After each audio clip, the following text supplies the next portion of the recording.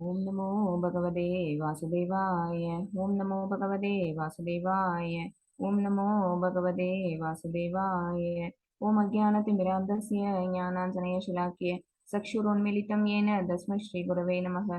श्रीचैतन्यमनोभीष्टं स्थापितं येन भूतले स्वयं रूपा कदा मह्यं तदा स्वावतन्दिहं।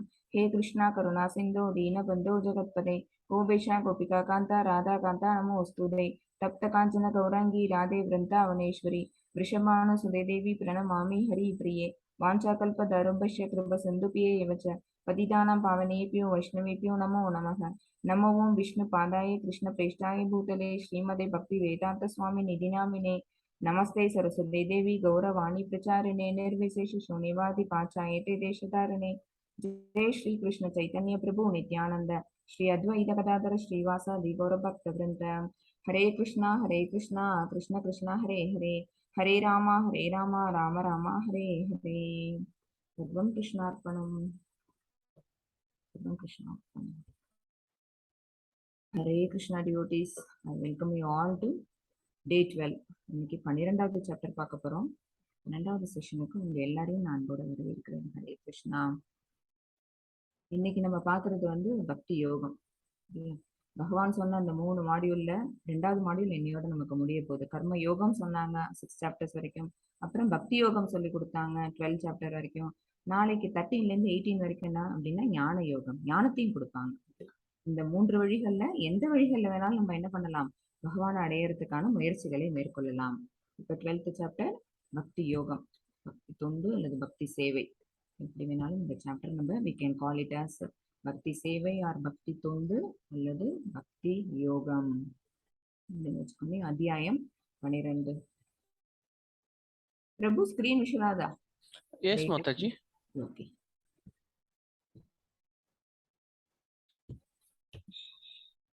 நேற்று நம்ம பார்த்தோம், விஸ்வரூப தரிசனம் பார்த்தோம். அதோட ஓவர்வியூ தான் இதுல கொடுத்துருக்கிறது. அத்தியாயம் 11ல பகவானை ஃபர்ஸ்ட் விஸ்வரூபத்தை காட்ட சொல்லி அர்ஜுனன் கேட்பாங்க. அது வேண்டுகோள் வச்சதுக்காக அர்ஜுனன் என்ன செய்யறாங்க அப்படின்னா விஸ்வரூபத்தை காட்டுவாங்க. பகவான் விஸ்வரூபத்தை காட்டுனோடனே அர்ஜுனனுக்கு முதல்ல வியப்பு வருது. அப்புறமேட்டு அவங்க பயம் கொள்றாங்க. ஏன்னா அவங்களுடைய வாயிலேருந்து எரிகின்ற நெருப்பை பார்த்து விட்டு அதுல அவ்வளவு பேரும் போய் மரணிக்கிறத பார்த்தோன்னே அவங்களுக்கு என்ன வருது, பயங்கிறது வருது. ஸோ உணர்ச்சி மேலிட்டுனால அவங்க என்ன செய்யறாங்க அப்படின்னா பிரார்த்தனைகள் வைக்க ஆரம்பிக்கிறாங்க. அப்புறம் பகவான் அவங்களுக்கு அறிவுரைகள் வழங்கிட்டு அவங்க தன்னுடைய மூல ரூபமான 200 கிருஷ்ணா ஃபார்முக்கு அவங்க தன்னை மாத்திக்கிறாங்க. இது எல்லாத்தையுமே பகவான் நேத்தி சாப்டர்ல காமிச்சாங்க. ஓகே, விஸ்வரூப தரிசனத்தை நேத்தி நம்ம பார்த்தோம். இப்ப 12ஆம் அத்தியாயத்துல என்ன பார்க்க போறோம் அப்படின்னா பக்தி தொண்டை தலை சிறந்தது. ஓகேவா, நம்ம என்ன மாதிரியான செயல்கள் நம்ம செஞ்சோம்னாலும் கூட பகவானை ஈஸியா அட்டைன் பண்ணணும் அப்படின்னா அதுக்கு செய்ய வேண்டிய என்ன விஷயம் அப்படின்னா பக்தி தொண்டு தான், டிவோஷனல் சர்வீஸ் தான். அது தலை சிறந்ததுன்னு 12.1ல இருந்து 7 வரைக்கும் பகவான் சொல்லியிருக்காங்க. ஃபர்ஸ்ட் ஒரே ஒரு கொஸ்டின் அர்ஜுனன் கேட்பாங்க. அதுக்கு பகவான் கூறுகின்ற பதில்கள் தான் இந்த சாப்டருக்குள்ள. ரொம்ப குட்டி சாப்டர், 20 ஸ்லோகாஸ் தான் உள்ளது. இது படிச்சோம் அப்படின்னா எல்லாருக்குமே ரொம்ப வெரி க்ளோஸ் டு ஹார்ட் இந்த சாப்டர். ஓகேவா, ஏன்னா பக்தி தொண்டை நம்ம எப்படியெல்லாம் பண்ணலாம் அதுக்கான வழிமுறைகளை பகவான் சொல்லியிருப்பாங்க. அப்புறம் எந்த மாதிரி குணங்களை வளர்த்துக்கிட்டா நம்ம பகவானுக்கு பிரியமானவங்களா ஆகும் அப்படின்னு சொல்லியிருப்பாங்க. ஸோ நம்ம யாருக்காவது அவங்களுக்கு நியர் அண்ட் டியர் அப்படி ஆகணும்னு வச்சுக்கோங்களேன், அவங்கள நம்ம இன்ஸ்பயர் பண்ணணும்னு நினைச்சோம்னு வச்சுக்கோங்களேன், அவங்களுக்கு பிடிச்சமான செயல்களை செய்வோம்ல, அந்த மாதிரி பகவானுக்கு பிடித்தமான செயல்களை நம்ம செஞ்சோம் அப்படின்னா அப்ப அவங்க என்ன மாதிரி குணங்களை சொல்றாங்களோ அந்த குணங்கள் எல்லாம் நம்ம கிட்ட நம்ம இன்ஸ்டால் பண்ணிக்கிட்டோம்னு வச்சுக்கோங்களேன், அப்ப ஆட்டோமேட்டிக்கா நம்ம என்ன ஆயிடுவோம் அப்படின்னு பாத்தீங்கன்னா பகவானுக்கு பிரியமானவர்களா ஆயிடுவோம். ஸோ பக்தி தொண்டை தலை சிறந்ததுன்னு 12.1ல இருந்து 7 வரைக்கும் சொல்லப்பட்டிருக்குது.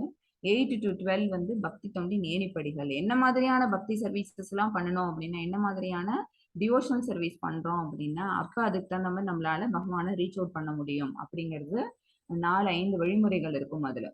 அப்புறம் 13ல இருந்து 20 வரைக்கும் என்ன சொல்லியிருக்காங்க அப்படின்னா பகவானுக்கு பிரியமானவராக மாற்றக்கூடிய குணங்கள். பக்தர்கள் இந்த மாதிரி குணங்களோட இருந்தாங்க அப்படின்னா அவன் எனக்கு மிக பிடித்தமானவன், மிக மிக பிடித்தமானவன் அப்படின்னு பகவான் என்லிஸ்ட் பண்ணுவாங்க.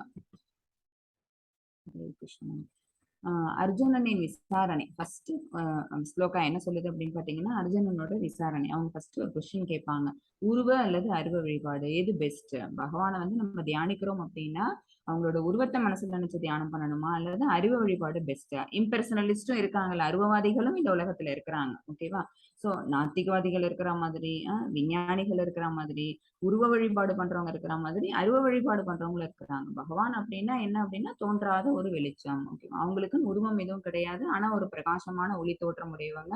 அவங்களுக்கு எல்லா சக்தியும், ஆற்றலும் உண்டு. அவங்க நாத்திகவாதிகளுக்கு ஈக்குவலா கொண்டு போய் அவங்கள வைக்கக்கூடாது.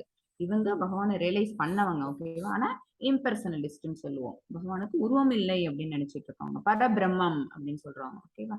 பிரம்மன் ரியலைசேஷன் பார்ப்போம்ல, அதுதான். சோ எது பெஸ்ட்ன்னு அர்ஜுனனுக்கு ஒரு டவுட். இப்ப அதை அரைஸ் பண்றாங்க. அதுக்கு பகவான் பதில் சொல்றதும் கிருஷ்ண பக்தியின் மேன்மை என்ன அப்படின்னு சொல்றதும் 12.2ல இருந்து 7 வரைக்கும் சொல்லப்பட்டிருக்கு. அடுத்தது பக்தியின் முற்போக்கு நிலைகள். பக்தியில வந்து நம்ம எப்படி முன்னேற்றிக்கிட்டே போக முடியும், என்னென்ன மாதிரியான பக்தி சேவைகள் செய்யலாம் அப்படிங்கறத பகவான் சொல்லுவாங்க. அப்புறம் அவங்களுக்கு பிடித்தமான குணங்கள் வந்து 13 to 20 வரைக்கும் சொல்லப்பட்டிருக்குது. மத்தது 12.1. हरे कृष्णा। ஹரே கிருஷ்ணா. ओम श्री कृष्ण परब्रह्मणे नमः। श्रीमद्भगवद्गीता अथ द्वादशोऽध्यायः भक्ति योगः। अर्जुन उवाच एवं सततयुक्ता ये भक्ता स्वां पर्युभासते ये चाप्यक्षरमव्यक्तं तेषां के योगवित्तमाः। ஹரே கிருஷ்ணா. हरे कृष्णा। நம்ம பக்தி தொண்டு பண்ணணும், பக்தி சேவை பண்ணணும் அப்படின்னாலே நம்ம வந்து பகவானோட ரிலேஷன்ஷிப்பை வளர்த்துக்கணும். ஓகேவா? டு கெட் ரிலேஷன், ஒரு நம்ம யாரு கூடயாவது ரிலேஷன்ஷிப் வளர்த்துக்கிட்டோம் அப்படின்னா தான் அந்த பாண்டிங் வந்து இன்னும் கொஞ்சம் ஜாஸ்தி ஆகும். யாரோ ஒருத்தவங்க தெரியாதவங்களோட நம்ம பேசுறதும் பழகிறதுக்கும் நம்மளோட மாமா, அத்தை அந்த மாதிரி அவங்களோட நம்ம பழகிறதுக்கு வித்தியாசம் இருக்கு. ஓகேவா? ரிலேஷன்ஷிப் இருந்ததுன்னு வச்சுக்கோங்களேன், அப்ப அந்த பாண்டேஜ் இன்னும் கொஞ்சம் ஜாஸ்தி ஆகும். அப்ப நம்மளோட சர்வீசஸ் எல்லாத்தையும் அவங்களுக்கு ரொம்ப ஈஸியா ரெண்டர் பண்ணுவோம். ஸோ நம்ம அதுக்கு என்ன பண்ணணும், ஒருத்தவங்கள்ட்ட ரிலேஷன்ஷிப் வளர்த்துக்கணும்னா அவங்களோட நம்ம வந்து சர்வீஸ் பண்ணணும். அவங்களுக்காக சர்வீஸ் பண்ணணும், இல்ல அவங்களோட சேர்ந்து சில விஷயங்களை செய்யணும், அல்லது அவங்களோட அசோசியேட் ஆகியாவது இருக்கணும். ஓகேவா? அப்பதான் ரிலேஷன்ஷிப்ங்கிறது வளரும். சரியா? இப்ப டிவோட்டிஸ் நம்ம எல்லாரையும் அசோசியேட் பண்றது எது அப்படின்னா இந்த பகவத்கீதை அப்படிங்கிற இந்த சத் சங்கம். ஓகேவா? இதுல நம்ம என்ன பண்றோம் அப்படின்னா பகவானை பத்தி தெரிஞ்சுக்கிறோம். சரியா? இது வந்து என்ன அப்படின்னா ஒரு விதமான பக்தி தொண்டு. கேட்கறது, பேசுறது, அப்புறம் கீர்த்தனைகள்லாம் சில மாதாஜிஸ் எல்லாம் பாடுறாங்கல்ல, அதெல்லாம் என்ன அப்படின்னா ஒன் ஆஃப் த பக்தி தொண்டு. ஸோ எந்த மாதிரி நம்ம பகவானை வழிபடணும் அப்படின்னாலும், சாரி, எந்த மாதிரி பகவானோட ரிலேஷன்ஷிப்பை வளர்த்துக்கணும் அப்படின்னாலும் அதுக்கு பகவான் வந்து எப்படி நம்ம பார்க்கணும் அப்படின்னு நம்ம 2 வழிகள் இருக்கு. ஒண்ணு உருவமா அல்லது அருவமா. 2 விதமான விஷயங்கள் இருக்குது. ஒண்ணு உருவ வழிபாடா வச்சு பகவானை நம்ம வந்து பிரார்த்தனைகள் வைக்கணுமா, அல்லது அருவம், தோன்றாத அருவம் அவங்க அப்படின்னு அந்த நிலையில இருந்துகிட்டு நம்மளுடைய பிரார்த்தனைகளை செலுத்துறதா அப்படின்னு அர்ஜுனனுக்கு குழப்பம் வர்றதுனால அவங்க கேக்குறாங்க. மிகவும் பக்குவமானவர்களாக கருதப்படுபவர்கள் யார்? யார் வந்து ரொம்ப மெச்சூர்டு ஃபெலோ, எப்போதும் உனது பக்தி தொண்டில் முறையாக ஈடுபட்டு இருப்பவர்களா, அல்லது தோன்றாத அருவ பிரம்மனை வழிபடுபவர்களா? பகவான் மேல பக்தி தொண்டு செலுத்துறோம் அப்படின்னாலே அவங்களை அர்ச்சா விக்கிரகம், ஒரு மூல ரூபம்னு ஒண்ணு இருக்கு அப்படின்னா நம்ம என்ன செய்வோம், அதுக்கு டிவோஷனல் சர்வீஸ் பண்ணும். இப்ப கோவில்ல இருக்குது, ஒரு மூல விக்கிரகம் ஒண்ணு இருந்ததுன்னா தான் கோவில் அமைப்பு. ஓகேவா? அப்ப அந்த கோவில்ல வந்து நிறைய பூஜா காரியங்கள் எல்லாம் நடக்குது. சுவாமிக்கு வேண்டிய இது வஸ்திரங்கள்லாம் சாத்துறாங்க அப்படின்னா அந்த வஸ்திரம்னா அந்த இடத்துல ஒரு உருவம் இருக்கிறதுனால வஸ்திரம். அதுக்கு மாலை, கார்லண்ட் நம்ம தயார் பண்ணி போடுறோம் அப்படின்னா அந்த மாலைன்னா ஒரு உருவம் இருக்கு. ஓகேவா? சோ இதெல்லாம் தான் பக்தி தொண்டு பண்றது. கோவிலை சுத்தம் பண்றது, அப்புறம் கோவிலுக்கு அபிஷேகத்துக்கு தேவையான தண்ணி கொண்டு வந்து வைக்கிறது, அப்புறம் வஸ்திரங்கள் தைச்சு கொடுக்கறது, அப்புறம் பூமாலை கட்டி போடுறது, அப்புறம் நைவேத்தியம் பிரசாதம் பண்ணி கொண்டு வந்து வைக்கிறது. இதெல்லாம் எப்ப நடக்கும் அப்படின்னா ஒரு அந்த இடத்துல வந்து ஒரு அர்ச்சா விக்கிரகம் இருந்தா மட்டும்தான். ஓகேவா? அதனால இப்ப நம்ம பண்ணது, இப்ப நான் லிஸ்ட் பண்ண எல்லா விஷயங்களும் என்ன அப்படின்னு பாத்தீங்கன்னா பக்தி தொண்டு, டிவோஷனல் சர்வீஸ் ஆயிடுது. ஓகேவா? சோ இந்த டிவோஷனல் சர்வீஸ்ல ஈடுபட்டு இருக்கவங்க எல்லாம் என்னவா இருக்கிறாங்க, பகவானை வந்து உருவமா நினைச்சு பார்த்துட்டு இருக்கிறாங்க. அவங்க பக்குவமானார்களா, அல்லது தோன்றாத அருவ பிரம்மனை வழிபடுபவர்களா? பரபிரம்மம் அப்படின்னு சொல்லிட்டு இம்பர்சனலிஸ்ட் சில பேர் இருக்காங்கல்ல, அருவ பிரம்மனத்தை வழிபடுறோம், அவங்களுக்கும் ஆற்றல் உண்டு, அவங்களாலையும் எல்லா காரியங்களையும் செய்ய முடியும், பட் அவங்களுக்கு உருவங்கள்ல இல்ல. ஏன் அப்படின்னா, ஏன் இந்த கொஸ்டின் அர்ஜுனனுக்கு வருது அப்படின்னா, சின்ஸ் சிக்ஸ்த் சாப்டர் பகவான் சொல்லிக்கிட்டே வராங்க, நீ வந்து மனசுல தியானம் பண்ணுன, always you have to focus on God. பகவானை வந்து மனசுல நீ தியானம் பண்ணிக்கிட்டே இருந்த அப்படின்னா நீ வந்து யோகிக்கெல்லாம் மிக சிறந்த யோகி. யோகினாம் அபி சர்வேஷாம் அத்கனேதா ஆத்மனா அப்படின்னாங்கல்ல, என்னன்னா இருக்கக்கூடிய அனைத்து யோகிகள்லயும் யாரு மிகச்சிறந்தவன் அப்படின்னா மனசளவுல நம்ம பகவானை ஃபோக்கஸ் பண்ணிக்கிட்டே இருக்கோம்னா. 6th சாப்டர்ல இதை சொன்னாங்க. அதாவது தியான யோகியா இரு. தியான யோகியா இருன்னா என்ன அர்த்தம், மனசுக்குள்ள பரமாத்மாவை உணர்ந்து இரு அப்படின்னு சொன்னாங்க.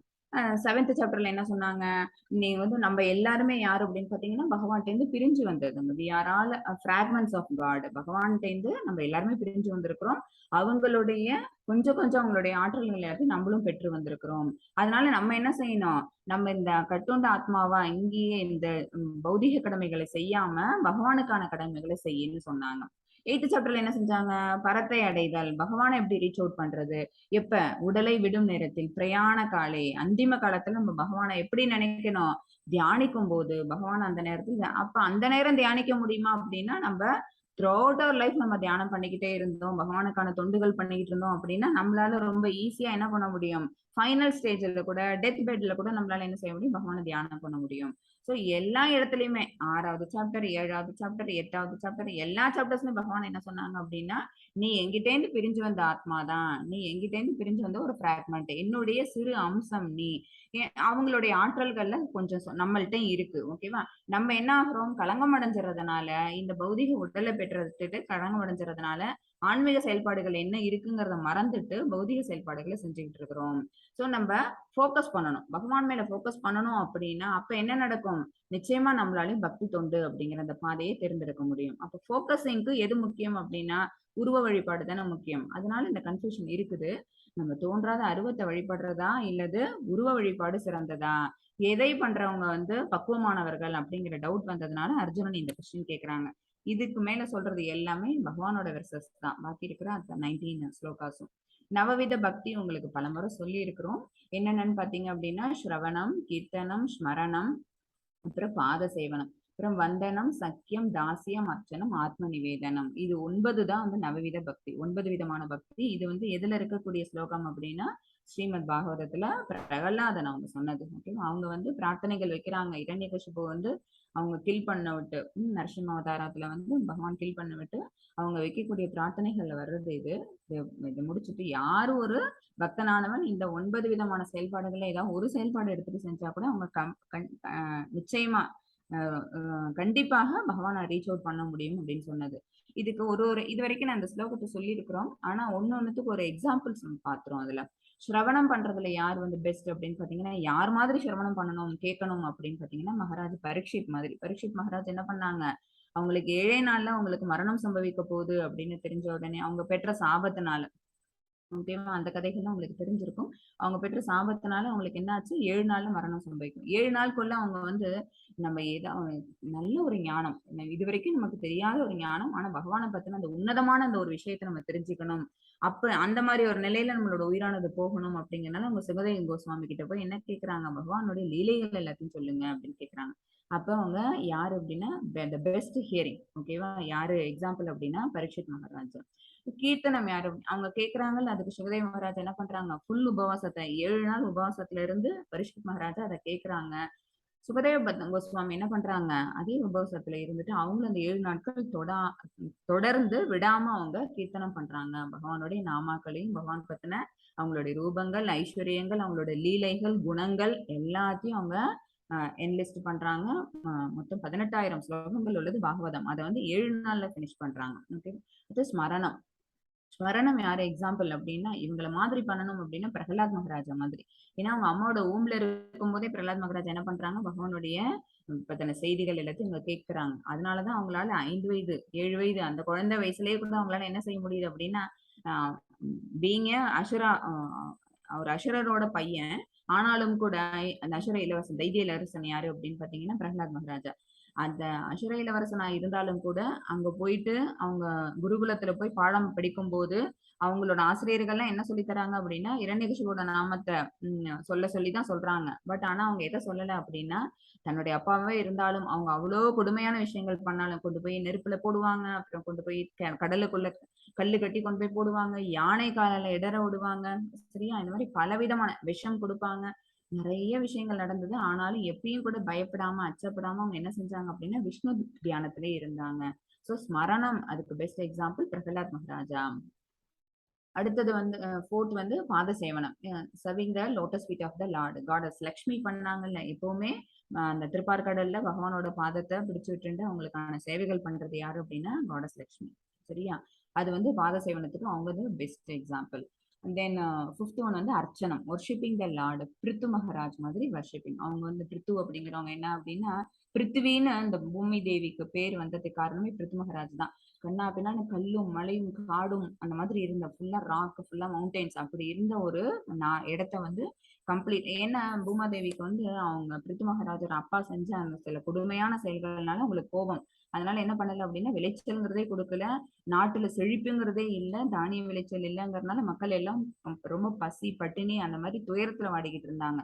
அப்ப பிருத்து மகாராஜ் அவங்க என்ன செய்யறாங்க, அவங்க அரசாட்சி எடுக்கிறாங்க. எடுத்துட்டு நாட்டை சீர் பண்றதுக்காக, பூமியை சீர் பண்றதுக்காக அவங்க என்ன பண்றாங்க அப்படின்னா பூமாதேவிட்ட கேட்டுட்டு அவங்க வந்து கம்ப்ளீட்டா எல்லாத்தையும் வயல்வெளிகள் அந்த மாதிரி மாத்துறாங்க. தானியம் விளையக்கூடிய செழிப்பான நிலங்களை அவங்க மாத்துறாங்க. அதனாலதான் வந்து பூமிக்கு வந்து பிருத்திவி அப்படிங்கிற பேரு உண்டு. அவங்க பண்ணது என்ன அப்படின்னா வர்ஷிப்பிங் தி லார்ட், அவங்க அர்ச்சனம் பண்றது அப்படிங்கிறதுல பிருத்து மகாராஜ் தி பெஸ்ட். வந்தனம், offering the prayers to the Lord. எவ்வளவு இப்ப அக்ரூரரின் பிரார்த்தனைகள் அப்படிங்கிறது வந்து அவ்வளோ ஒரு உன்னதம் மிக்கது. அக்ரூரர் அப்படிங்கிறவங்க யாரு அப்படின்னா அவங்க வேலை பார்த்தது என்னவோ கம்சன் கிட்டதான். ஆனா வந்து அவங்க வந்து மாமா அந்த மாதிரி முறை வரணும், கிருஷ்ணனுக்கு வந்து அந்த முறை வரணும்.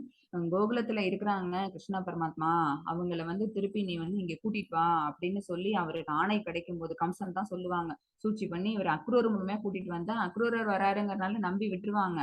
கூட்டிட்டு வந்தா இங்க வச்சு என்ன பண்ணிடலாம், மல்யுத்த போட்டி நடத்தி அதுல வந்து கிருஷ்ணனையும் பலராமனையும் நம்ம வந்து ஈஸியா தோக்கடிச்சிடலாம் அப்படின்னு ஒரு கனவு கண்டுட்டு கம்சன் வந்து அக்ரூரரை அனுப்புவான்.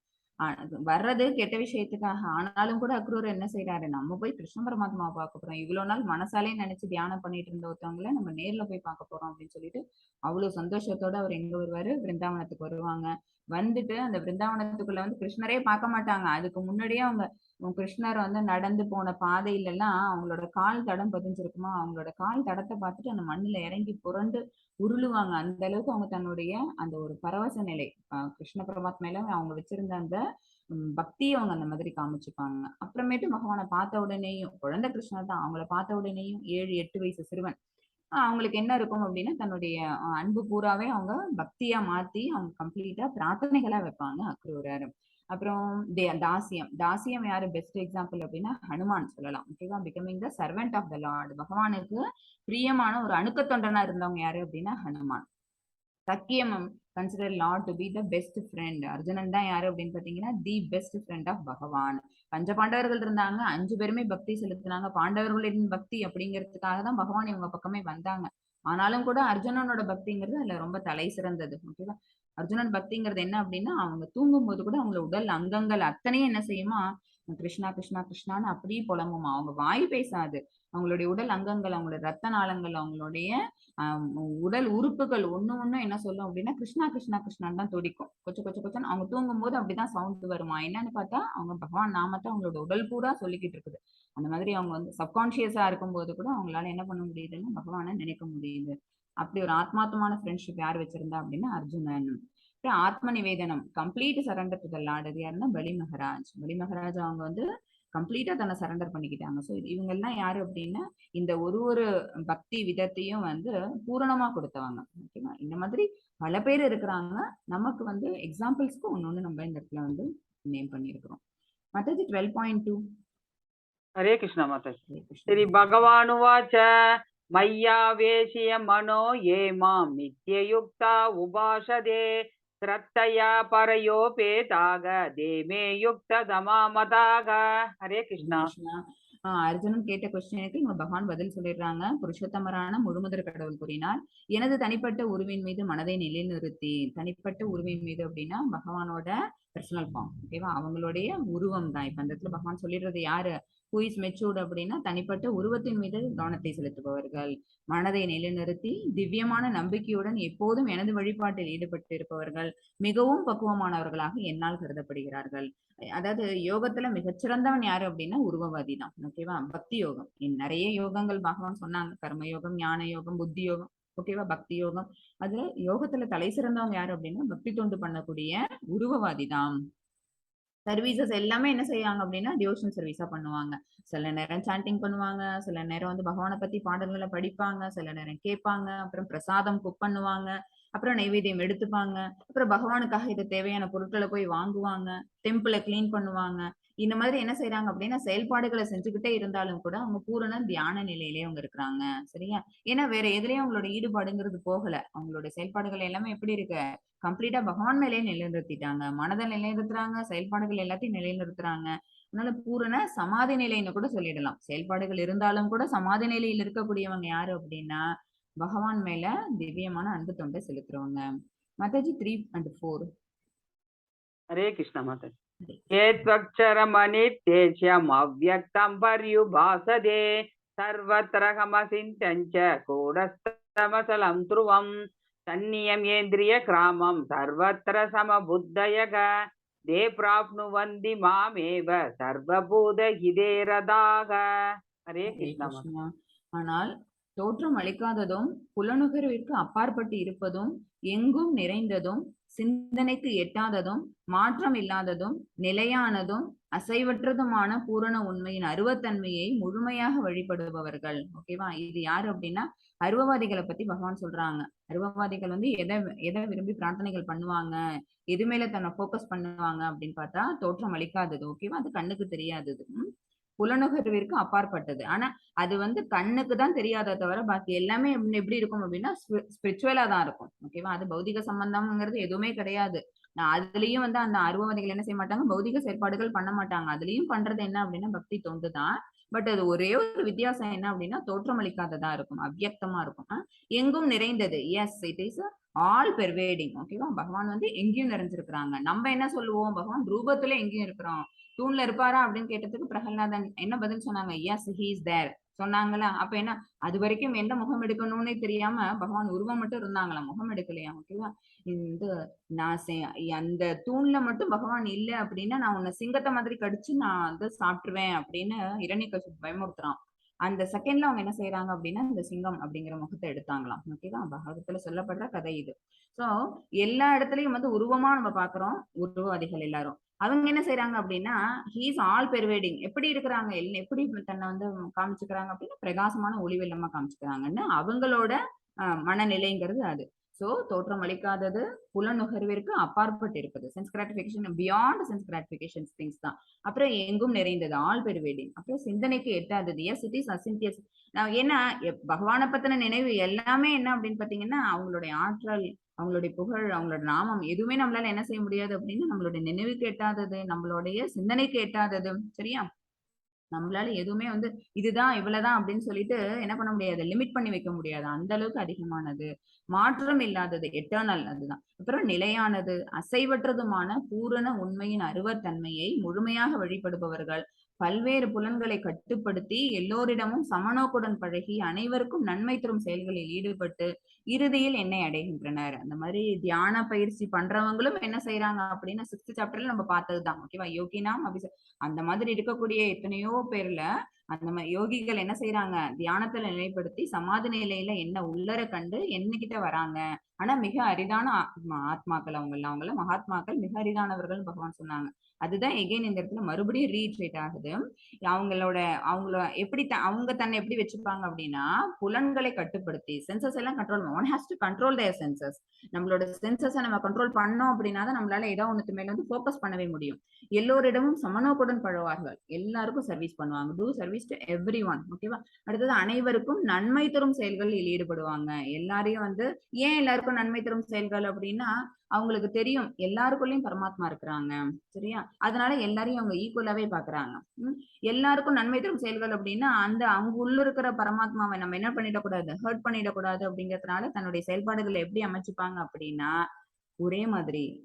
அது நான் பண்டிதாக சமதர்ஷனான்னு ஒரு ஸ்லோகம் பார்த்தோம்ல, என்ன அப்படின்னா ஒரு ஒரு படிச்ச பண்டிதனா இருந்தாலும் சரி, ஒரு நாயா இருந்தாலும் சரி, ஒரு சிங்கமா இருந்தாலும் சரி, ஒரு நாயை தின்பவனா இருந்தாலும் சரி, சண்டாளா இருந்தா யாரா இருந்தாலும் அவங்க எப்படி பார்ப்பாங்க அப்படின்னா ஒரே மாதிரி பார்ப்பாங்க, சமநோக்கோட அவங்க இருப்பாங்க. எல்லாருக்கும் என்ன செய்வாங்க அப்படின்னா பொறாமையின்றி, சரியா, எல்லா விதமான நன்மை தரும் செயல்களை மட்டும்தான் போவாங்க.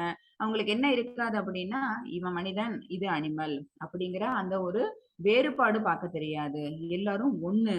ஏன் அப்படின்னா இதுலயும் ஆத்மா இருக்கு, பரமாத்மா இருக்கு, அந்த உடலுக்குள்ளேயும் ஆத்மாவும் பரமாத்மாவும் தான் இருக்கு அப்படிங்கிற அந்த ஞானம் அவங்களுக்கு கிடைச்சிருக்கு.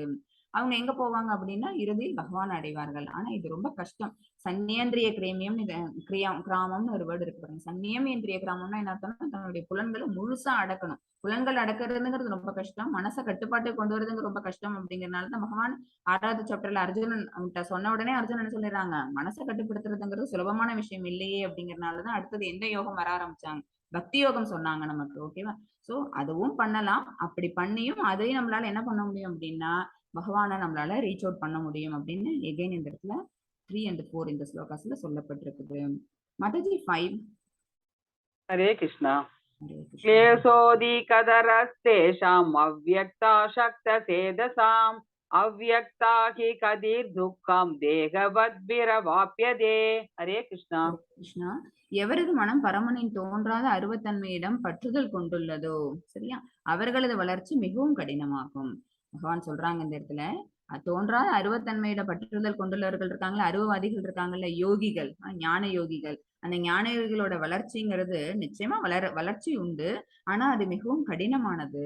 அவ்வழியில் முன்னேற்றம் காண்பது உடலை உடையவர்களுக்கு எப்போதும் சிரமமானது. உடலை உடையவர்கள் என்ன செய்வாங்க? ஏன் இந்த இடத்துல உடலை உடையவர்கள் வேர்டு இருக்குன்னு வச்சுக்கோங்களேன். உடல்ல தானே இத்தனை புலன்களும் இருக்கு. முக்கியமா உடல் தானே அத்தனை பகவான்கிட்ட பிரிஞ்சு வந்த அத்தனை ஜடசக்தியும் ஆளானது இந்த உடல். இந்த உடலை கொண்டுதான் நம்ம காரியங்கள் செய்யணும். இந்த காரியங்களை செஞ்சுக்கிட்டே நம்மளால என்ன செய்ய முடியாது? மனசை ஒருமுகப்படுத்துறதுங்கிறது ரொம்ப கஷ்டம். அதனாலதான் உடலை உடையவர்களுக்கு எப்போதும் சிரமமானதாகும், மிகவும் கடினம். அப்படிங்கறதுனாலதான் இதை சிரமம்னு பகவான் சொல்றாங்க. ஏன் அப்படின்னு பாத்தீங்கன்னு வச்சுக்கோங்களேன், ஞான யோகம் பண்றவங்க என்ன செய்வாங்க அப்படின்னா, புலன்கள் எல்லாத்தையும் ஃபர்ஸ்ட் கண்ட்ரோல் பண்ணணும், அப்புறம் மனசை அடக்கணும். ஓகேவா? மனசை அடக்கிட்டு அவங்க தியான பயிற்சியில அவங்க அமரணும். அப்படி தியான பயிற்சியில அமரும் போது அவங்களுக்கு வந்து சம்டைம்ஸ் என்ன ஆகலாம் அப்படின்னா, இதுல ஃபெயிலியர் ஆகிறதுக்கெல்லாம் வாய்ப்பு இருக்கலாம். ஓகேவா?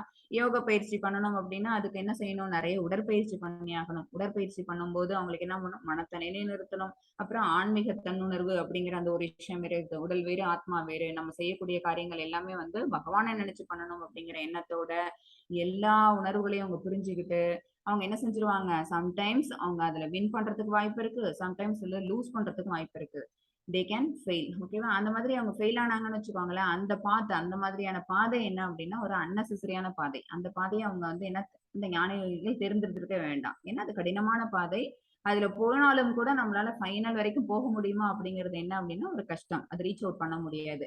ஆனா எது சுலபம்னு பார்த்தோம்னு வச்சுக்கோங்களேன், பக்தி யோகம் பண்றது சுலபம். ஏன் அப்படின்னா புலன்களை கண்ட்ரோல் பண்ணணும்னு அவசியம் கிடையாது.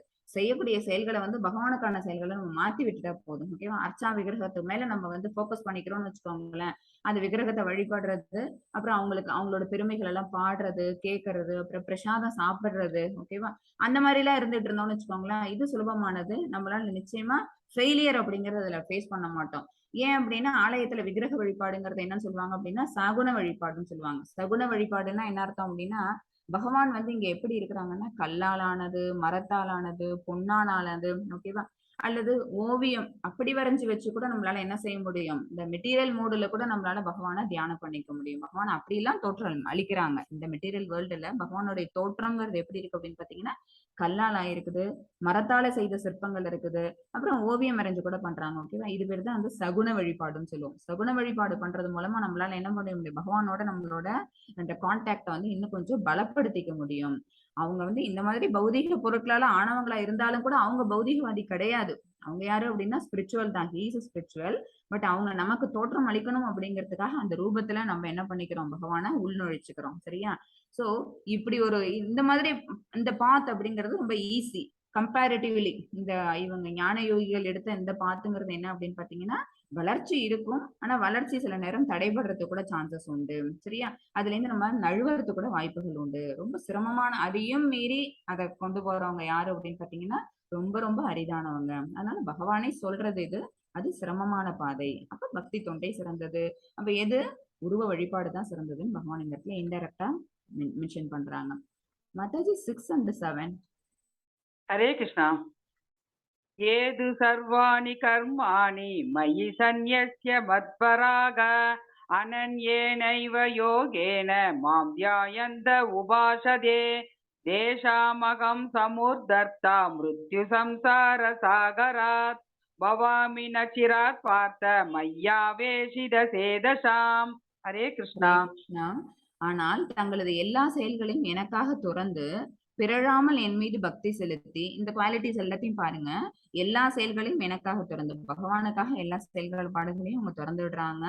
பிறழாமல் என் மீது பக்தி செலுத்தி எனது பக்தி தொண்டில் ஈடுபட்டு எப்போதும் என் மீது தியானம் செய்து தங்களது மனங்களை என்னில் நிறுத்தி எவரெல்லாம் என்னை வழிபடுகிறார்களோ பிரித்தாவின் மகனே அவர்களை பிறப்பு இறப்பு என்னும் கடலில் இருந்து உடனடியாக காப்பாற்றுபவனாக நான் இருக்கிறேன். ஓகே, யோகிகள் பண்றாங்கன்னு வச்சுக்கோங்களேன்.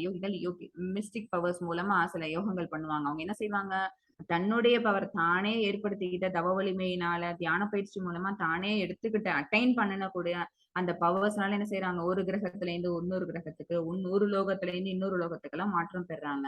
ஆனா பக்தர்கள் என்ன செய்ய வேண்டாம், டிவோஷனல் சர்வீஸ மட்டும் பண்ணினா போதும். நம்மள இந்த லோகத்துல இருந்து இன்னொரு லோகத்துக்கு மாத்தக்கூடிய அந்த டிரான்ஸ்மைக்ரேஷன் யார் பண்ணுவா அப்படின்னா பகவானே வந்து பண்ணிடுவாங்க. ஓகேவா, இது எவ்வளவு சுலபம். நம்ம பண்ணக்கூடிய செயல்பாடுகள் பகவானுக்கான செயல்பாடுகளை வச்சுக்கிட்டோம்னா நம்ம அடுத்தது எங்க போகணும் அப்படிங்கறது பகவான் தான் முடிவு பண்ணிடுவாங்க. நம்ம அதுக்காக கடுமையான பயிற்சி எடுத்து நம்ம வந்து அத வேத கல்வி படிச்சு, அதாவது எதெல்லாம் இந்த முறைகள்லாம் போட்டிருக்கோம். நம்ம இங்க அனிமா சித்தி, லகிமா சித்தி, நிறைய சித்தி, அஷ்டமா சித்திகள் இருக்கு பாத்தீங்களா? அந்த சித்தி எல்லாத்தையும் நம்ம படிக்கணும் அப்படின்னா அவ்வளவு தூரம் என்ன பண்ணிடணும், சிரமப்பட்டாகணும். அவ்வளவு படிப்பு படிக்கணும். அப்புறம் தியான பயிற்சியில நம்ம உட்காரணும், தியானம் பண்ணி நம்மளோட மனசை சமாதி நிலைக்கு கொண்டு வந்து அதுக்கப்புறம் மனசு உடல் புலன்கள் எல்லாத்தையும் ஒருமைப்படுத்தி அப்புறம் நம்ம ஒரு கிரகத்துல இருந்து இன்னொரு கிரகத்துக்கு சுவிட்ச் ஓவர் ஆகுறது அதெல்லாம் உண்டு, சித்தர்கள் பண்ணுவாங்க. ஓகேவா, ஆனா அதை விட சுலபமானது எது அப்படின்னா பகவான் மேல மனசை நிலைநிறுத்திட்டு அவங்களுக்கான தொண்டுகளை செஞ்சுட்டு இருந்தோம்னு வச்சுக்கோங்களேன், அவங்களே வந்து நம்மள என்ன செய்யறாங்க, பிறப்பு இறப்பு என்னும் கடலில் இருந்து உடனடியாக காப்பாற்றுபவனாக நான் இருக்கிறேன். பகவானே வந்து நம்மள என்ன பண்ணிடுறாங்க, தூக்கின்னு போயிடுவாங்க அலைக்கா. ஓகேவா, பக்தி தொண்டு அப்படின்னு பண்ண வரும்போது இந்த பிறப்பு இறப்பு அப்படிங்கிற, இது முன்னாடியே ஒரு கிளாஸ்ல இந்த அனாலஜி சொல்லி இருக்கிறேன். அவ்வளோ பெரிய ஓஷன் இது, சரியா? இது வந்து கரை காண முடியாத ஒரு சாகரம். இது துக்க சாகரம். இந்த பிறப்பிறப்பு கடல் அப்படிங்கிறது ஒரு துக்க சாகரம். இதுல என்ன செய்யறோம், நம்மளோட செயல்பாடுகளை நம்ம மாத்தி அமைச்சுக்காம இருக்கிற வரைக்கும் இதுல இறக்குறோம், மறுபடியும் பிறக்கிறோம், மறுபடியும் உழல்றோம், இறக்குறோம். இந்த சைக்கிள் இந்த சாகரத்துக்குள்ளேயே சுத்திக்கிட்டே இருக்கு. ஆனா நம்ம என்ன செஞ்சிடலாம் அப்படின்னா, இந்த சாகரத்தோட சைஸை ரொம்ப குட்டி பண்ணிடலாம். எந்த அளவுக்கு சின்னதாக்கிடலாம் அப்படின்னா, அந்த மழை பெஞ்சு மழையோட தண்ணி நிக்கும் போது அதுல கன்றுக்குட்டியோட குழம்பு வந்து பட்டுச்சுன்னு வச்சுக்கோங்களேன், அதோட குழம்பு சைஸ் எவ்வளவு இருக்கும் அப்படின்னு பாத்தீங்கன்னா ஒரு 5 சென்டிமீட்டர் ரேடியஸ் உள்ள ஒரு சக்கரம் இருக்குமா, அந்த அளவுக்கு தான் இருக்கும். அந்த அளவுக்கு குட்டியாண்ட குழி தான் விழும். அதுக்குள்ள அந்த தண்ணி போய் தேங்கும். அது எவ்வளவு சின்னோண்டு தண்ணி, அதை நம்மளால ஈஸியா ஜம்ப் பண்ணி கிராஸ் பண்ணிட முடியுமா? அப்படி ஆயிடும் இந்த பிறப்பிறப்பு கடல்ங்கிறது. ஒரே ஜம்ப்ல நம்மளால என்ன பண்ணிட முடியும், அதை கிராஸ் ஓவர் பண்ற மாதிரி நம்மளாலையும் பக்தி தொண்டு பகவான் அப்படிங்கிற விஷயங்களை நம்மளோட மனசுல இன்ஸ்டில் பண்ணிக்கிட்டோம் அப்படின்னா நம்மளும் அதை ஈஸியா கிராஸ் ஓவர் பண்ணிடலாம். நம்ம கிராஸ் ஓவர் பண்ணணும்னு அவசியம் கிடையாது. காப்பாத்தி கூட்டி போறதுக்கு அதுக்கு நம்ம செய்ய வேண்டியது என்ன, ஒரே ஒரு விஷயம் அப்படின்னா மச்சித்தா, அவங்கள பகவானுடைய உணர்வுலயே நம்ம இருக்கணும். அதுதான் பகவான் எப்பவுமே சொல்றது என்ன அப்படின்னா வஞ்சித்தா மத்கத பிராணா அப்படின்னு ஒரு ஸ்லோகம் படிச்சோம்ல. அது அது என்ன அப்படின்னு பாத்தீங்கன்னா பகவான மனசுல நிலைநிறுத்தி அவங்கள பத்தின செய்திகளையே நம்ம யோசிச்சுட்டு அவங்கள பத்தின புகாரங்களை பாடிக்கிட்டே இருந்தோம் அப்படின்னா கண்டிப்பா பகவானே வருவாங்க ஃபைனலா நம்மள இங்க இருந்து காப்பாத்திட்டு போறதுக்கு. ஜீவாத்மாவின் கடமை என்ன அப்படின்னு பாத்தீங்கன்னா பகவானுக்கு டிவோஷனல் சர்வீஸ் பண்றது. ஏன் அப்படின்னா அதுக்காக தான் புலன்கள் கொடுக்கப்பட்டிருக்குது, அதுக்காக தான் இந்த உறுப்புகள் எல்லாம் கொடுக்கப்பட்டிருக்குது. நம்ம என்ன செய்யறோம், அதை மறந்துட்டு பௌதீக உலகத்துக்கு வந்து இருக்கிறதெல்லாம் சாஸ்வதம், இதெல்லாம் என்னோடது, நான் தான் இதெல்லாம் வந்து ஓனர்ஷிப் கொண்டாடணும் அப்படின்னு நினைச்சிட்டு இருக்கிறதுனால நம்ம என்ன செஞ்சிடறோம், பௌதீக கடமைகளை செய்ய ஆரம்பிச்சிடறோம். We completely forget God. ஓகேவா, அப்படி இல்லாம நம்ம நம்மளோட கடமைகளை மாத்தி அமைச்சுக்கிட்டோம்னு வச்சுக்கோங்களேன், அப்ப என்ன ஆயிடுவோம், இங்க மறுபடியும் மறுபடியும் பிறந்து இந்த செயல்களை செய்யறதுக்கு பதிலா நம்ம பல உடல்கள் வேற எடுக்கணும். நம்மளுடைய போன ஜென்ம கர்மாவுக்கு தகுந்த மாதிரி ஒரு உடல்ங்கிறது இப்ப அமையும். ஓகேவா, இப்ப என்ன செய்யக்கூடாது, ஆஹா இப்பதான் கஷ்டப்படுறோமேங்கிறதுனால இதுக்கு மேலேயாவது நம்ம என்ன செஞ்சிடக்கூடாது, பாவ காரியங்கள் செஞ்சிடக்கூடாது, அதுக்கான பாவ விளைவுகள் இருக்கும், அதுக்கு வந்து மறுஜென்மா எடுத்து கஷ்டப்படணும் இப்படிங்கிற யோசனை இப்ப இதெல்லாம் படிக்கிறதுனால வருது நமக்கு, சரியா? அதனால என்ன பண்ணுவோம் அப்படின்னா மறுபடியும் மறுபடியும் பிறப்பு இறப்பு அப்படிங்கிற வேலைகள் அந்த நடைமுறையில இருந்துகிட்டு இருக்கும். நம்ம ஒரே ஒரு திவ்யமான ஆன்மீக உடல் எடுக்கணும் அப்படின்னா டிவோஷனல் சர்வீஸ் பண்ணணும், பகவான தியானம் பண்ணணும். இதுதான் ஜீவாத்மாவின் கடமை. அதை பண்ண சொல்லி பகவான் சொல்றாங்க. இப்ப இனிமேல் வர்றது என்ன அப்படின்னா ஜீவாத்மாவின் கடமையான பக்தி பண்றது எப்படி, அந்த பக்தியோட ஏணிப்படிகள் படிநிலைகள் என்னென்ன அப்படிங்கறது இப்ப பார்க்க போறோம். மத்தேஜி 12.8. ஹரே கிருஷ்ணா மாதாஜி. மய்யேவ மன ஆதஸ்வ மயி புத்திம் நிவேசய நிவசிஷ்யசி மய்யேவ அதவோத்வம் ந சம்சயக. ஹரே கிருஷ்ணா. அனன்ய பக்தி ஃபர்ஸ்ட் டாப் மோஸ்ட் பக்தி, அது அனன்ய பக்தி சொல்றாங்க. முழுமுதற் கடவுளான என் மீது உனது மனதை நிலைநிறுத்தி உன்னுடைய முழு அறிவையும் என்னில் ஈடுபடுத்துவாயாக. இவ்வாறு நீ எப்போதும் என்னிலேயே வாழ்வாய் என்பதில் ஐயமில்லை. அவங்க நம்மளுடைய மனசு நம்மளுடைய அறிவு, புத்தி. ஓகேவா? மனம், புத்தி, அப்புறம் புலன்களும் இருக்கு. புலன்கள் அடக்கம் இதுலயே. மனம், புத்தி, புலன்கள் எல்லாத்தையும் பகவான்கிட்டயே ஈடுபடுத்தணும். இவ்வாறு நீ எப்போதும் என்னிலேயே வாழ்வாய் என்பதில் ஐயமில்லை. எப்ப நம்ம மனசையும் புத்தியும் ஒண்ணாக்குவோம், எப்ப நம்ம பகவான் மேல கொண்டு போவோம் அப்படின்னு பாத்தீங்கன்னா, நம்ம டைரக்ட் ரிலேஷன்ஷிப் பகவானோட வளர்த்துக்கிட்டோம்னு வச்சுக்கோங்களேன். அப்ப நம்மளோட மனம், புத்தி எல்லாம் ஒரே மாதிரி செயல்பாடுகள் பகவானுக்கான செயல்பாடுகளா இருக்கும். அந்த ரிலேஷன்ஷிப் சொல்லியிருக்கோம்ல, 5 விதமான ரசங்கள் சொல்லியிருக்கோம்ல. சாந்த ரசா, சாக்கிய ரசா, தாசிய ரசா, மாதுரிய ரசா, அப்புறம் வாத்சல்ய ரசா. இந்த 5த்துல ஏதாவது ஒரு ரிலேஷன்ஷிப் நம்ம டெவலப் பண்ணிக்கிட்டோம்னு வச்சுக்கோங்களேன். அப்ப என்ன பண்ணுவோம் அப்படின்னா, நம்மளோட மனசும் நம்மளோட புத்தியும் பகவானுக்கான காரியங்கள்ல ஈடுபட ஆரம்பிக்கும். சாதாரணமா நம்ம வீட்லயே ஹவுஸ் கன்ஸ்ட்ரக்ஷன், இப்ப வீடு நம்ம கட்டட வேலையை ஆரம்பிக்கிறோம்னு வச்சுக்கோங்களேன். அதுல இருந்து அந்த 1 வருஷம் ஆகுது அந்த ஒரு வீடு கட்டி முடிக்கிறதுக்குன்னா நம்மளோட மனம், புத்தி எல்லாமே எதை பத்தி யோசிச்சுட்டே இருக்கும். படுத்தா கூட தூக்கம் வரல, தூங்கினா கூட கனவுல வீடு கட்டி அந்த அந்த ஞாபகம் தான் வருது. கல்லு வந்துச்சா, மண் வந்துச்சா, சிமெண்ட் வந்துச்சா, இந்த மாதிரி நம்மளோட மனசு அலைப்பாயும்ல. நம்ம பாக்குறவங்கள்ட்ட எல்லாம் வேற அதை பத்தியே வேற சொல்லிக்கிட்டு இருப்போம்ல. ஏன்? அந்த ஒரு இன்வால்மெண்ட் வந்ததுனால, அந்த நம்ம எடுத்த அந்த காரியத்து மேல நமக்கு ஒரு இன்வால்மெண்ட் வந்ததுனால நம்ம என்ன செய்யறோம், நம்மளோட மனசையும் அதிலே கொண்டு போய் லயிச்சிடுறோம், நம்மளோட புத்தியும் அதுக்காகவே செயல்படுது. சரியா? இத வேற ஏதாவது வாங்கணும்னா கூட இல்ல ஒரு நல்ல டைல் பாத்துருக்கிறேன், அந்த டைல்ஸ் போடணும் ஃப்ளோருக்கு, அதனால இந்த பணத்தை அதுக்கு சேவ் பண்ணி வச்சிருக்கோம் அப்படின்னு எல்லாத்துக்கும் முக்கியத்துவம் எதுக்கு கொடுப்போம் அப்படின்னா அந்த வீடு கன்ஸ்ட்ரக்ஷன்ங்கிறது. ஆனா அந்த வீடு எங்க கட்டுறோம், நம்ம பௌதிக உலகத்துல கட்டுறோம். ஓகேவா? பௌதிக உலகம் நிரந்தரமா இருக்கிற மாதிரி நினைச்சுட்டு நம்ம நம்மளுடைய உழைப்பு பூரா எங்க போடுறோம் அப்படின்னா அந்த பௌதிக உலகத்துல கட்டப்படும். இன்னைக்கு இது என் வீடு, நாளைக்கு என் பையனுக்கு போகும். ஓகேவா? அந்த யோசனை இல்லாம நம்ம பண்றோம். ஆனா நம்ம எங்க டிக்கெட் வாங்கி ஸ்டோர் பண்ணி வச்சுக்கணும் அப்படின்னா பகவானோட இருப்பிடத்துக்கு போனோம்னா நம்ம என்ன மாதிரி எல்லாம் இருப்போம், எப்படி எல்லாம் இருக்கணும். அப்ப நம்ம அந்த மாதிரி யோசனை நமக்கு வந்ததுன்னு வச்சுக்கோங்களேன். அப்ப நம்மளோட மனமும் நம்மளோட புத்தியும் எதுக்கு வேலை செய்யும், பகவானுக்காக வேலை செய்ய ஆரம்பிக்கும். அப்ப இன்வால்மெண்ட் ஆட்டோமேட்டிக்கா அங்க வரும். சரியா? அதுதான் என்ன அப்படின்னா அனலாய்டு டிவோஷன் சர்வீஸ், அனன்ய பக்திங்கிறது அதுதான். இவ்வாறு நீ எப்போதும் என்னிலேயே வாழ்வாய் என்பதில் சந்தேகம் இல்லை, ஐயம் இல்லை அப்படின்னு பகவானந்தத்துல சொல்றாங்க. நம்ம அதுக்கு என்ன பண்ணணும் அப்படின்னா, எப்படி நம்ம இந்த மாதிரி க்ளோஸா போக முடியும்? சரி மாதாஜி, நீங்க சொல்றீங்க வீடு கன்ஸ்ட்ரக்ஷனா நம்ம கல்லு வாங்குறோம், மண்ணு வாங்குறோம் அப்படின்லாம் பேசலாம். இதுன்னு வச்சுக்கோங்களேன், நான் டிவோட்டிஸ பார்க்கும்போது தானே உங்களால பேச முடியும் அப்படின்னா, இல்ல நமக்குள்ளேயே நம்ம இருக்காங்க, பகவான் இருக்கிறாங்க. நம்ம ஜபம் பண்றது மூலமா நம்மளோட நாக்குல பகவான் நாட்டியம் ஆடுவாங்கன்னு சொல்லியிருக்கிறோம். ஓகேவா? சோ ஜபம் பண்ணலாம். அப்புறம் நம்ம ஃபுட் நம்மளே தயார் பண்ணி நம்மளே சாப்பிடாம என்ன செய்யலாம், பகவானுக்கு அதை ஆஃபர் பண்ணிட்டு அப்புறம் அது பகவான் ஏத்துக்கிறாங்க, கண்ணாலே அதை சாப்பிடுவாங்க. சொல்லியிருக்கோம்ல, அவங்களோட ஒரு புலன்களும் நம்மளுடைய புலன்களுடைய செயல்பாடு மாதிரி இருக்காது. அவங்க என்ன பண்ணுவாங்க, கண்ணால கூட சாப்பிடுவாங்க, கையால நடப்பாங்க. ஓகேவா? இந்த மாதிரி அவங்களோட புலன்களோட செயல்பாடுகள் எல்லாம் நம்மளால சிந்தனை பண்ணி பார்க்க முடியாத அளவுக்கு இருக்கும். சரியா?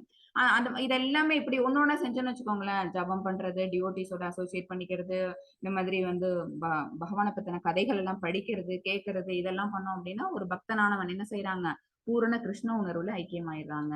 அப்ப என்ன ஆயிடுவாங்க, அவங்க பகவானிலேயே வாழ்வார்கள் அப்படிங்கிற அந்த ஒரு இந்த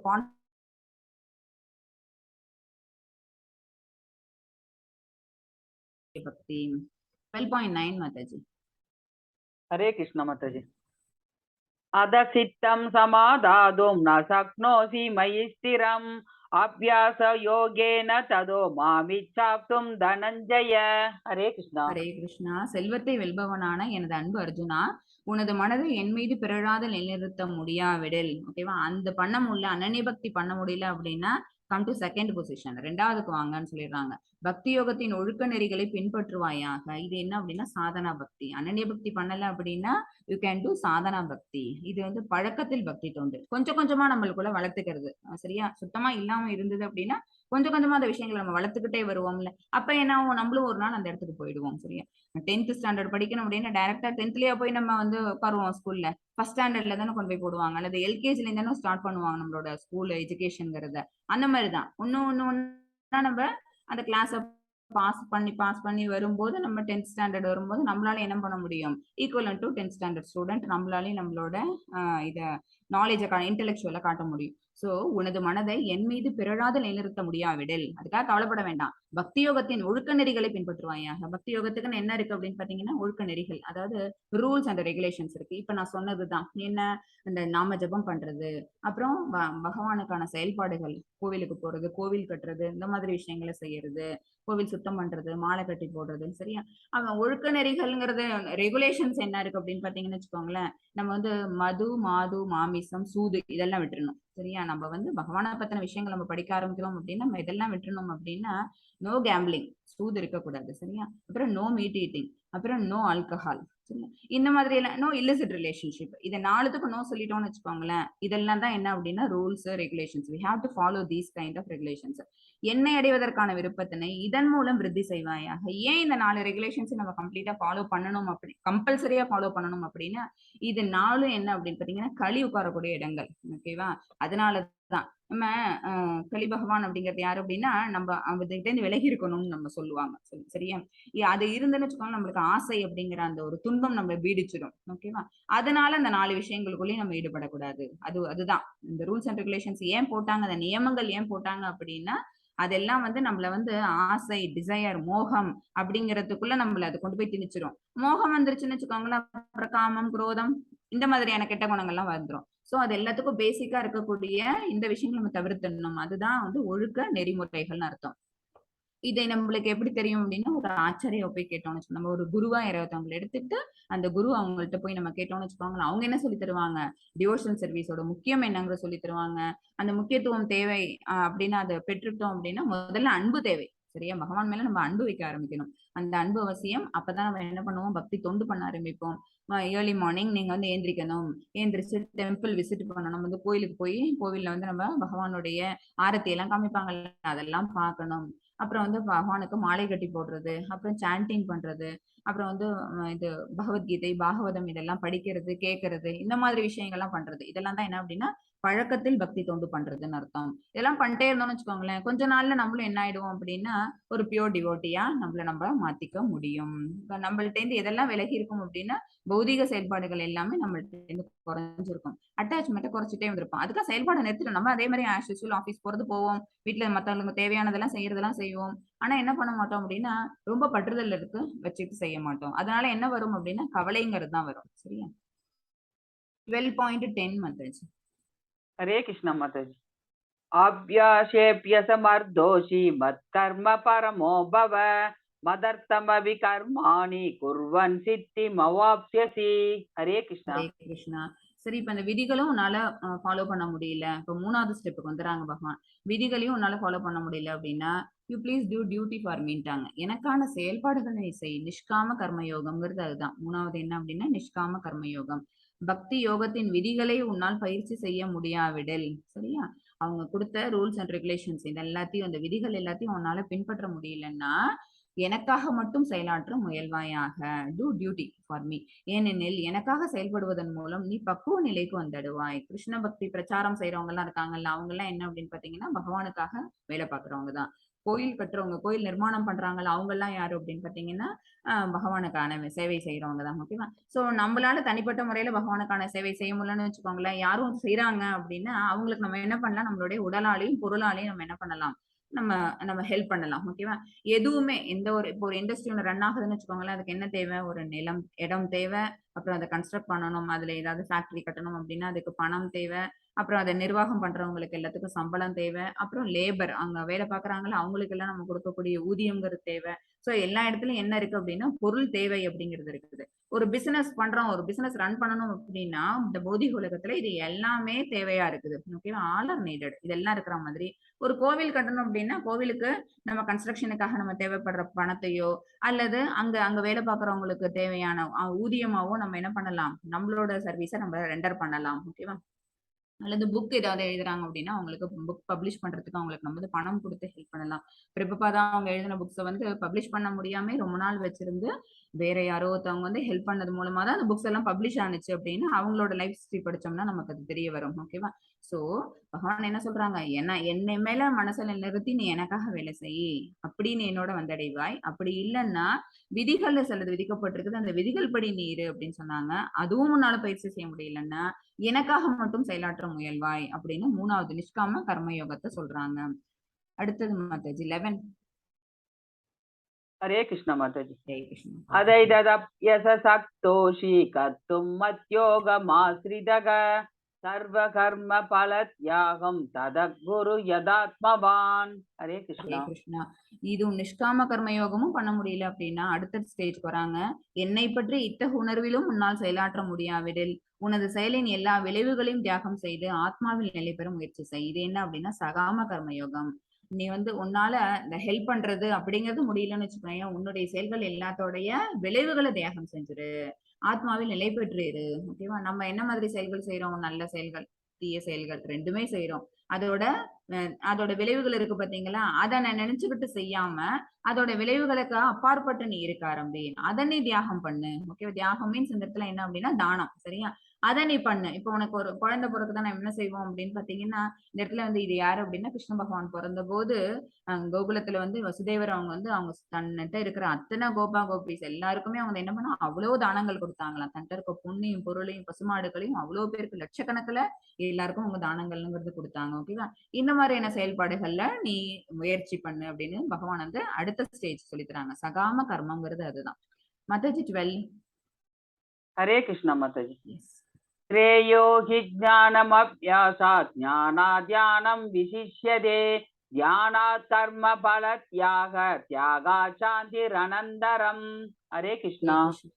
சோ அந்த செயல்பாடுகள் எல்லாத்தையும் அதோட விளைவுகள்ல இருந்து நீ அப்பாற்பட்டு இருன்னு சொன்னாங்க. சகாம கர்ம யோகம், அதாவது சோசியல் சர்வீஸ் பண்றது, மத்தவங்களுக்கு தானம் கொடுக்கறது, நேஷனல் சர்வீஸ் பண்றது, இந்த மாதிரி அடுத்தவங்களுக்கு உதவிகரமான செயல்பாடுகளை நீ செஞ்ச அப்படின்னாலே உனக்கு அதனால அந்த பக்தி தொண்டு அப்படிங்கிற ஒரு நிலையை உன்னால ரீச் பண்ண முடியும்னு சொன்னாங்க. இப்ப அதுக்கு அடுத்தது தியானம் மற்றும் ஞானத்தை சொல்லி தராங்க. இப்பயிற்சியினை உன்னால் ஏற்றுக்கொள்ள முடியாவிடில் சகாம கர்ம யோகத்தையும் உன்னால பண்ண முடியல அப்படின்னா ஞானத்தை விருத்தி செய்வதில் உன்னை ஈடுபடுத்திக்கொள். ஞானத்தை விருத்தி செய்யறதுன்னா நம்ம வேத ஞானம் படிக்கிறது. ஓகேவா? ஞானங்களை கல்வி மூலமா நம்ம கத்துக்கிறது. அதுல உன்னை ஈடுபடுத்திக்கொள். இருப்பினும் ஞானத்தை விட தியானம் சிறந்தது. அந்த மாதிரி கல்வி மூலம் படிக்கிறதை விட என்ன செய்யலாம் அப்படின்னா நம்ம படிச்சு எது தெரிஞ்சுக்கிறோம் அப்படின்னா பகவான் இருக்கிறாங்க, அவங்கள அளப்பரிய ஆற்றல்கள் மிக்கவங்க அப்படிங்கிற விஷயங்கள் தான் அதுல தெரிய போகுது. சரியா? அதை என்ன செய்யலாம் அப்படின்னா அவங்க எங்கெல்லாம் இருக்கிறாங்க அப்படின்னா நம்ம கூடயே இருக்கிறாங்க, நம்ம மனசுல உரையிறாங்க அப்படின்னு அந்த ஞானம் மூலமா தெரிஞ்சுக்கிறத விட தியான பயிற்சி செய்யறது மூலமா நம்மளுடைய மனசுக்குள்ள இருக்கக்கூடிய பரமாத்மாவை நம்மளால அனுபவிக்க முடியும். சோ ஞானத்தை விட தியானம் சிறந்தது. ஆனா தியானத்தை விட எது சிறந்ததுன்னு சொல்லிட்டாங்கன்னா செயல்களின் பலன்களை தியாகம் செய்தல் சிறந்தது. நீ ஒரு காரியம் செய்றியா, அதோட பலன்களை நீ தியாகம் பண்ணிடு. ஏனெனில் இத்தகு தியாகத்தினால் மன அமைதியை அடைய முடியும். மன அமைதியை அடைய முடியும். நம்ம ஒரு செயலை செஞ்சுட்டு அதோட ரிசல்ட் என்ன நம்ம எதிர்பார்க்கிற வரைக்கும் நமக்கு என்ன இருக்கும்? ஒரு பயம் வரும். சரி, ஒரு படபடப்பு இருக்கும், ஒரு ஆங்ஷியஸா நம்ம இருப்போம். அந்த ரிசல்ட் எப்படி இருக்குமோ. சோ அந்த ஃப்ரூட்டிவ் ரிசல்ட்ஸ் ஆக்டிவிட்டிஸ் எல்லாத்தையும் நம்ம குறைச்சிக்கணும். அல்லது நம்ம செஞ்சுட்டு அதோட பலனை பத்தி கவலைப்படாம இருந்தோம்னு வச்சுக்கோங்களேன், அதை தியாகம் பண்ணிட்டோம், பகவானுக்கு அர்ப்பணம் பண்ணிட்டோம் அப்படின்னா அப்ப என்ன ஆகும்? நமக்கு பூரண மன அமைதிங்கிறது கிட்டும். ஓகேவா? சோ அனன்ய பக்தி சொன்னாங்க. அடுத்தது நிஷ்காம கர்மயோகம் சொன்னாங்க. அடுத்தது சகாம கர்மயோகம் சொன்னாங்க. அதுவும் முடியலையா, அடுத்து நீ தியானம் பண்ணு. தியானம் இந்த ஞானத்தை வளர்த்துக்கோ. ஞானத்தை விட எது சிறந்தது அப்படின்னா தியானம் பண்றது சிறந்தது. தியானத்தை விட எது சிறந்தது அப்படின்னா நீ உன்னுடைய செயல்பாடுகளோட விளைவுகள் இருக்கு பாத்தீங்கன்னா அதை தியாகம் பண்றது ரொம்ப சிறந்தது அப்படின்னு பகவான் சொல்றாங்க. இதெல்லாம் என்ன அப்படின்னு பாத்தீங்கன்னா ஒரு படிநிலைகள். சரியா? இந்த இந்த இத்தனை விஷயத்துல 6 விஷயங்கள் சொல்லியிருக்கிறாங்க. இந்த 6 விஷயத்துல எதை நம்ம பிடிச்சுன்னு போனோம்னாலும் நம்ம போய் சேரக்கூடிய இடம்ங்கிறது என்ன அப்படின்னா பகவானோட திருவடி. இதுல அதான் பகவான் என்ன அப்படின்னா நேரடி தொண்டு, மறைமுக தொண்டு 2 தான் சொல்றாங்க. நேரடி வழிமுறை அப்படிங்கிறது என்ன அப்படின்னா பக்தி தொண்டு பண்றது. பகவான் டைரக்டா போய் நம்ம ரீச் அவுட் பண்ணணும் அப்படின்னா தியாகம், ஞானம், அப்புறம் இந்த தியான யோகம், அப்புறம் அவங்க பரமாத்மான்னு உணர்றது, இந்த மாதிரி விஷயங்கள்ல மறைமுகமா செய்யறதுங்கிறது என்ன அப்படின்னா நம்மளோட செயல்களோட பலன்களை துறக்கிறதுங்கிறது. ஓகேவா? இது மறைமுகமா பகவான் அப்படின்ட்டு போயிட்டு நம்ம என்ன பண்றோம்? அவங்களுக்கு அர்ச்சனம் பண்றது, அவங்களுக்கு வழிபாடு பண்றது, இது எல்லாமே டைரக்டான பக்தி தொண்டு. மறைமுகமா பண்றது என்ன அப்படின்னா நம்ம செய்யக்கூடிய எந்த செயல்பாடா இருந்தாலும் கூட அதோட பலன்களை துறந்துடுறது அப்படிங்கிறதும் ஒரு வகையான பக்தி தொண்டு தான். அது மறைமுக வழிபாடு. அந்த மறைமுக வழிபாடுக்கும் பகவான் என்ன செய்யறாங்க? சிறந்த பலன்கிறத தராங்க. சரியா? இப்ப 13ல இருந்து என்ன சொல்ல போறாங்க? பகவான் தனக்கு பிடித்தமானவங்களோட குவாலிட்டிஸ் எப்படி இருக்கணும்னு சொல்றாங்க. 13 and 14ல எவனொருவன் பொறாமை இல்லாதவனாக, ஃபர்ஸ்ட் விஷயம் பொறாமை. ஏன்னா பகவானுக்கு தன் மேல பொறாமை இருந்ததுனாலே பகவத்கீதை சொல்லாதீங்கன்னு சொல்லியிருக்காங்க. பொறாமை இல்லாதவனுக்கு மட்டும்தான் பகவத்கீதை உரைக்கப்பட வேண்டும். நம்பிக்கையற்றவர்களுக்கு சொல்லப்படக்கூடாது. இந்த 2 விஷயங்கள் 9th சாப்டர்ல நம்ம பார்த்திருக்கிறோம். ஓகேவா? ஏன் அர்ஜுனனுக்கு சொல்லப்பட்டது பகவத்கீதை அப்படின்னா அர்ஜுனன் பொறாமை இல்லாதவன். அர்ஜுனனுடைய குணங்கிறது அப்படி. ஓகே, பகவானை அவங்களோட ஃபுல் ஆப்புலன்சஸோட புரிஞ்சுக்கிட்டது யாரு அப்படின்னு பாத்தீங்கன்னா அர்ஜுனன் தான், நாட் துரியோதனன். அதனாலதான் வந்து அர்ஜுனனுக்கு வந்து அவங்க என்ன பண்றாங்க, தன்னையே கொடுக்குறாங்க, தன்னுடைய சேனைகள் முழுக்கவும் வந்து துரியோதனாதிகளுக்கு கொடுக்குறாங்க. ஓகேவா? சோ எவன் ஒருவன் பொறாமை இல்லாதவனாக, எல்லா உயிர்களுக்கும் அன்பான நண்பனாக, எல்லாருக்கும் சமமா சமநோக்கோட பாக்குறதுனால எல்லாருமே என்ன ஆயிடுவாங்க அப்படின்னா, பி ஃப்ரெண்ட்லி டு எவ்ரிபடி. தன்னை உரிமையாளனாக கருதாதவனாக, தான் தான் இது எல்லாத்துக்கும் ஓனர், இது நான் தான் சம்பாதிச்சேன் அப்படிங்கிற அந்த ஒரு விஷயம் வந்து இருக்கக்கூடாது. ஏன் அப்படின்னா எல்லாமே பகவான் தான் படைச்சாங்க. இந்த பிரபஞ்சத்தையே படைச்சது அவங்க அப்படின்னா, இந்த பிரபஞ்சத்துல இருக்கிற இத்தினூண்டு ஊர்ல இருக்கிற இத்தினூண்டு வீடு, இத வந்து நானா ஏற்படுத்தியிருப்பேன்? நிச்சயமா இல்ல. பகவானுடைய செயல்பாடுதான். சோ இதுக்கு உரிமையாளனா நம்ம என்ன இந்த உடலுக்கே நம்ம உரிமை கிடையாது. இந்த உடலே பகவான்கிட்ட பிரிஞ்சு வந்த ஜடசக்தி தான். சரி. ஆத்மாவும் நம்ம உரிமை கொண்டாட முடியாது. இது பகவான்கிட்ட பிரிஞ்சு வந்த உயர்ந்த சக்தி. சரியா?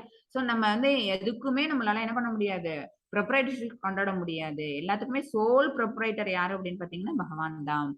அகங்காரத்திலிருந்து விடுபட்டவனாக, இந்த இந்த மாதிரியான விஷயங்களே நம்ம மனசுல தோணிடுச்சு அப்படின்னாலே நம்ம கிட்ட என்ன இருக்காது அப்படின்னா அகங்காரம் இருக்காது. ஓகேவா? இன்ப துன்பங்களில் சமநிலையுடையவனாக, சரியா? இந்த டியூவல் மைண்ட், டியூவாலிட்டிங்கிறது இருக்காது. இருமை அப்படிங்கிற விஷயம் நம்ம கிட்ட இருக்காது. சகிப்புத்தன்மையுடன், டாலரன்ஸ் இருக்கும். எப்போதும் திருப்தியுற்று, அவன் வந்து செல்ஃப் கண்டைன்டா இருப்பாங்க. ஓகேவா? தங்கிட்ட என்ன இருக்குதோ அது தனக்கு வாய்த்தது. தனக்கு இது பகவான் கொடுத்திருக்கிறான். இன்னைக்கு சாப்பாடு இருக்கா சாப்பிடுவோம். இன்னைக்கு இல்லையா பகவான் இன்னைக்கு கொடுக்கல. That's it. சுய கட்டுப்பாடு. சரியா? அப்புறம் உடையவனாக, தனது மனதையும் புத்தியையும் என்னில் நிலைநிறுத்தி உறுதியுடன் பக்தி தொண்டில் ஈடுபட்டுள்ளானோ, என்னுடைய அத்தகு பக்தன் எனக்கு மிகவும் பிரியமானவன். ஓகேவா? எல்லா குவாலிட்டிஸும் பக்தனோட குவாலிட்டிஸ் எல்லாம் எவ்வளவு அருமையா இருக்கு பாருங்க. இது எல்லாத்தையும் லிஸ்ட் அவுட் பண்ணிட்டு பகவான் என்ன சொல்றாங்க, இவங்க இந்த மாதிரியான குவாலிட்டி உள்ள பக்தன்கிறவன் எனக்கு மிகவும் பிரியமானவன். சரியா? 15 மாதாஜி. ஹரே கிருஷ்ணா மாதாஜி. கிருஷ்ணா. यस्मात् नोद्विजते लोगोन् लोगानोद्विजते शयका हर्षामर्षभयोद्वेगैर्मुक्तो यतस्तमे प्रियगा. ஹரே கிருஷ்ணா. ஹரே யாருக்கும் கிருஷ்ணா. தொல்லை கொடுக்காமல், திருப்பி எகைன் குவாலிட்டிஸ் திருப்பி லிஸ்ட் அவுட் பண்றாங்க. யாருக்கும் தொல்லை கொடுக்காமல், யாராலும் தொந்தரவு செய்யப்படாமல், இன்பம் துன்பம் பயம் மற்றும் ஏக்கத்தில் சமநிலையுடன் எவன் ஒருவன் இருக்கின்றானோ அவன் எனக்கு மிகவும் பிரியமானவன். திருப்பி பக்தனோட எகைன் குவாலிட்டிஸ் கொடுக்குறாங்க. யாருக்கும் தொல்லை கொடுக்காம இருப்பாங்க, அப்புறம் யாராலும் தொந்தரவு செய்யப்படாம அவங்க பாட்டுக்கு அவங்க வந்து தன்னுடைய பக்தி தொண்டை தான் பாட்டுக்கு செஞ்சுட்டு அவங்களாவே இருந்துட்டு இருப்பாங்க. அவங்களுக்கு என்ன இருக்காது அப்படின்னா எந்த ஒரு சந்தர்ப்பத்திலையும் இன்பம் துன்பம் அதை அடைய மாட்டாங்க. பயம் மற்றும் ஏக்கம் அப்படிங்கிறது அவங்களுக்கு இருக்காது. எப்பவுமே சமநிலையோட இருப்பாங்க. சரி. இந்த மாதிரி பக்தர்களுக்கு வந்து நிறைய எக்ஸாம்பிள்ஸ் கொடுக்கலாம். ஓகேவா? சனாதன கோஸ்வாமி இருக்கிறாங்க, அப்புறம் வந்து ஹரிதாஸ் தாக்கூர் இருக்கிறாங்க, சூர்தாஸ் துளசிதாஸ் இருக்கிறாங்க. சூர்தாஸ் துளசிதாஸ் ரெண்டு பேரும் யாரு அப்படின்னு பாத்தீங்கன்னா, சூர்தாஸ் வந்து கிருஷ்ண பக்தர், துளசிதாஸ் வந்து ராம பக்தர். ஓகேவா? ரெண்டு பேரும் ரொம்ப க்ளோஸ் அசோசியேட்ஸ். ரெண்டு பேரும் வந்து எப்பவுமே ஒன்னாவே தான் இருப்பாங்க. அதுல ஒருத்தவங்களுக்கு கண் தெரியாது, இன்னொருத்தவங்களுக்கு வந்து கண் பார்வைங்கிறது உண்டு. ஓகேவா? ரெண்டு பேரும் என்ன செய்வாங்க, தன்னுடைய கடவுளை பத்தி தான் வந்து என்ன பண்ணுவாங்க அப்படின்னா புகழாரங்கள் பாடிக்கிட்டே இருப்பாங்க. அதுல ஒரு நாள் சூர்தாஸ் கேட்பாங்க துளசிதாஸ் அவங்கள்ட்ட வந்து, நீ வந்து ராமா நீ நீ வர்ஷிப் பண்ற ராமர் பகவானை விட நான் வர்ஷிப் பண்ற கிருஷ்ண பகவான் தான் பெரியவங்க. ஏன் அப்படின்னா அவங்களுக்கு வந்து 12 கலைகள் தான் அவங்களுக்கு தெரியும். அவங்க வந்து பீங் ஏ பகவான், அவங்க வந்து இன்கார்னேஷன் எடுத்து அவங்க கீழே இறங்கி வந்தாங்க. வந்துட்டு அவங்க வந்து அவ்வளவு பெரிய வில்லாளி. அவங்கள்ட்ட வந்து 12 விதமான சக்திகள் இருக்குது. பட் நான் வழிபட்டுட்டு இருக்கிற கிருஷ்ண பகவான்ட்ட வந்து 16 விதமான கலைகள் இருக்குது அப்படின்னு சொல்லி கம்பேர் பண்ணி அவங்க சொல்லுவாங்க. இது எல்லாமே சும்மா என்ன அப்படின்னு பாத்தீங்கன்னா, நம்ம ஒரு ஃப்ரெண்டு என்ன செஞ்சுப்போம் அப்படின்னா, சும்மா கிண்டல் பண்ணி பேசிப்போம்ல. யாரு அதிகம், யாரு தகுதியில குறைவு அப்படிலாம் கிடையாது. ஜஸ்ட் ஒரு ஃபார் ஃபன், கிட்டிங் அதுக்காக பண்ணது. அப்ப வந்து துளசிதாஸ் அவங்க சொல்லுவாங்க, ஓ அப்படியா, என்னுடைய ராமன்கிறவங்க வந்து பகவானோட சுரூபமா? நான் இது வரைக்கும் அவங்க வந்து பித்ரு வாக்கிய பரிபாலனம் பண்ண ஒரு பெரிய இளவரசன் அப்படிதான் நான் நினைச்சிட்டு இருந்தேன். அப்பா அந்த சொல் பேச்சு கேட்டு அதை தட்டாம நடந்துகிட்ட அயோத்தியோட மன்னனா இருந்தவங்க அப்படிதான் நான் நினைச்சிட்டு இவ்வளவு நாள் ராமனை வர்ஷிப் பண்ணிக்கிட்டு இருந்தேன். இப்ப நீங்க சொன்ன விட்டுதான் தெரியுது அவங்க வந்து பகவானோட ஒரு இன்கார்னேஷன். அவங்க வந்து 12 விதமான கலைகளை தன்னோட எடுத்துட்டு வந்தவங்களா? அப்ப இனிமேல் நான் வந்து என்னுடைய பாடல்கள்ல நான் அவங்கள பத்தி நினைக்கிற பிரார்த்தனைகள் எல்லாத்துலயும் அவங்கள வந்து இன்னும் கொஞ்சம் உயர்வுபடுத்தி நான் பாட போறேன் அப்படின்னு அவங்க சொல்லுவாங்க. சரியா? இந்த மாதிரி என்ன பண்ணுவாங்க அப்படின்னா, பக்தர்கள் 2 பேரும் ஒண்ணு சேர்ந்தாங்கன்னா அவங்களுக்கு என்ன இருக்காது அப்படின்னா, பசி இருக்கா, தூக்கம் இருக்கா, தாகம் இருக்கா, இதெல்லாம் பார்க்க மாட்டாங்க. அவங்களுக்குள்ள இருக்க நடக்கக்கூடிய அந்த சம்பாஷணைங்கிறது எப்பவுமே யார ஃபோக்கஸ் பண்ணதா இருக்கும், யார மையமா வச்சதா இருக்கும் அப்படின்னா பகவான மையமா வச்சதா தான் இருக்கும். அதுல ஒரு நாள் அவங்க 2 பேருக்கும் ஒரு போட்டி வந்தது. ஒரு நாள் வந்து ஒரு யானை ஒண்ணு, யானை ஏதோ ஒரு கொடூர மிருகம், யானையா சிங்கம் தெரியல, ஒரு கொடிய மிருகம் ஒண்ணு. அது வந்து எதிரில வருது. அவங்க 2 பேரும் நடந்து வர வழியில வருது. இவர் என்ன செய்றாங்க அப்படின்னா, ஒருத்தவங்க என்ன செய்றாங்க, எதிர்ல வந்து யானை வருது. ஒருத்தவங்களுக்கு பார்வை தெரியாதுன்னு சொன்னோமா, ஸோ அதனால நான் என்ன செய்றேன் அப்படின்னா, "வா நீ என்னோட வந்து மரத்துக்கு பின்னாடி ஒளிஞ்சுக்கோ. அந்த யானை போயிடட்டும்." மதங்கொண்ட யானை வந்ததுன்னா நிச்சயமா அது என்ன பண்ணிடும், இவங்கள வந்து கீழ தள்ளிட்டு மிதிச்சிடும் அப்படிங்கிறனால. உடனே அதுல அ அ ஒருத்தவங்க சொல்றாங்க, "இல்ல, இல்ல நான் வழிபடுற பகவான் வந்து நிச்சயமா என்ன வந்து காப்பாத்துவாங்க." அப்படின்னு சொன்னாங்க. "இல்ல நான் ஓடி போய் ஒளிஞ்சுக்கிறேன்னு" சொல்லிட்டு ஒருத்தவங்க மரத்துக்கு பின்னாடி போய் ஒளிஞ்சுப்பாங்க. இன்னொருத்தவங்க மட்டும் அந்த யானை வர பாதையிலேயே நிப்பாங்க. ஓகேவா? நின்னுட்டு இருப்பாங்க. சிங்கம்னு நெனைக்கிறேன். சிங்கம். ஓகேவா? அந்த சிங்கம் வர பாதையிலேயே நிப்பாங்க.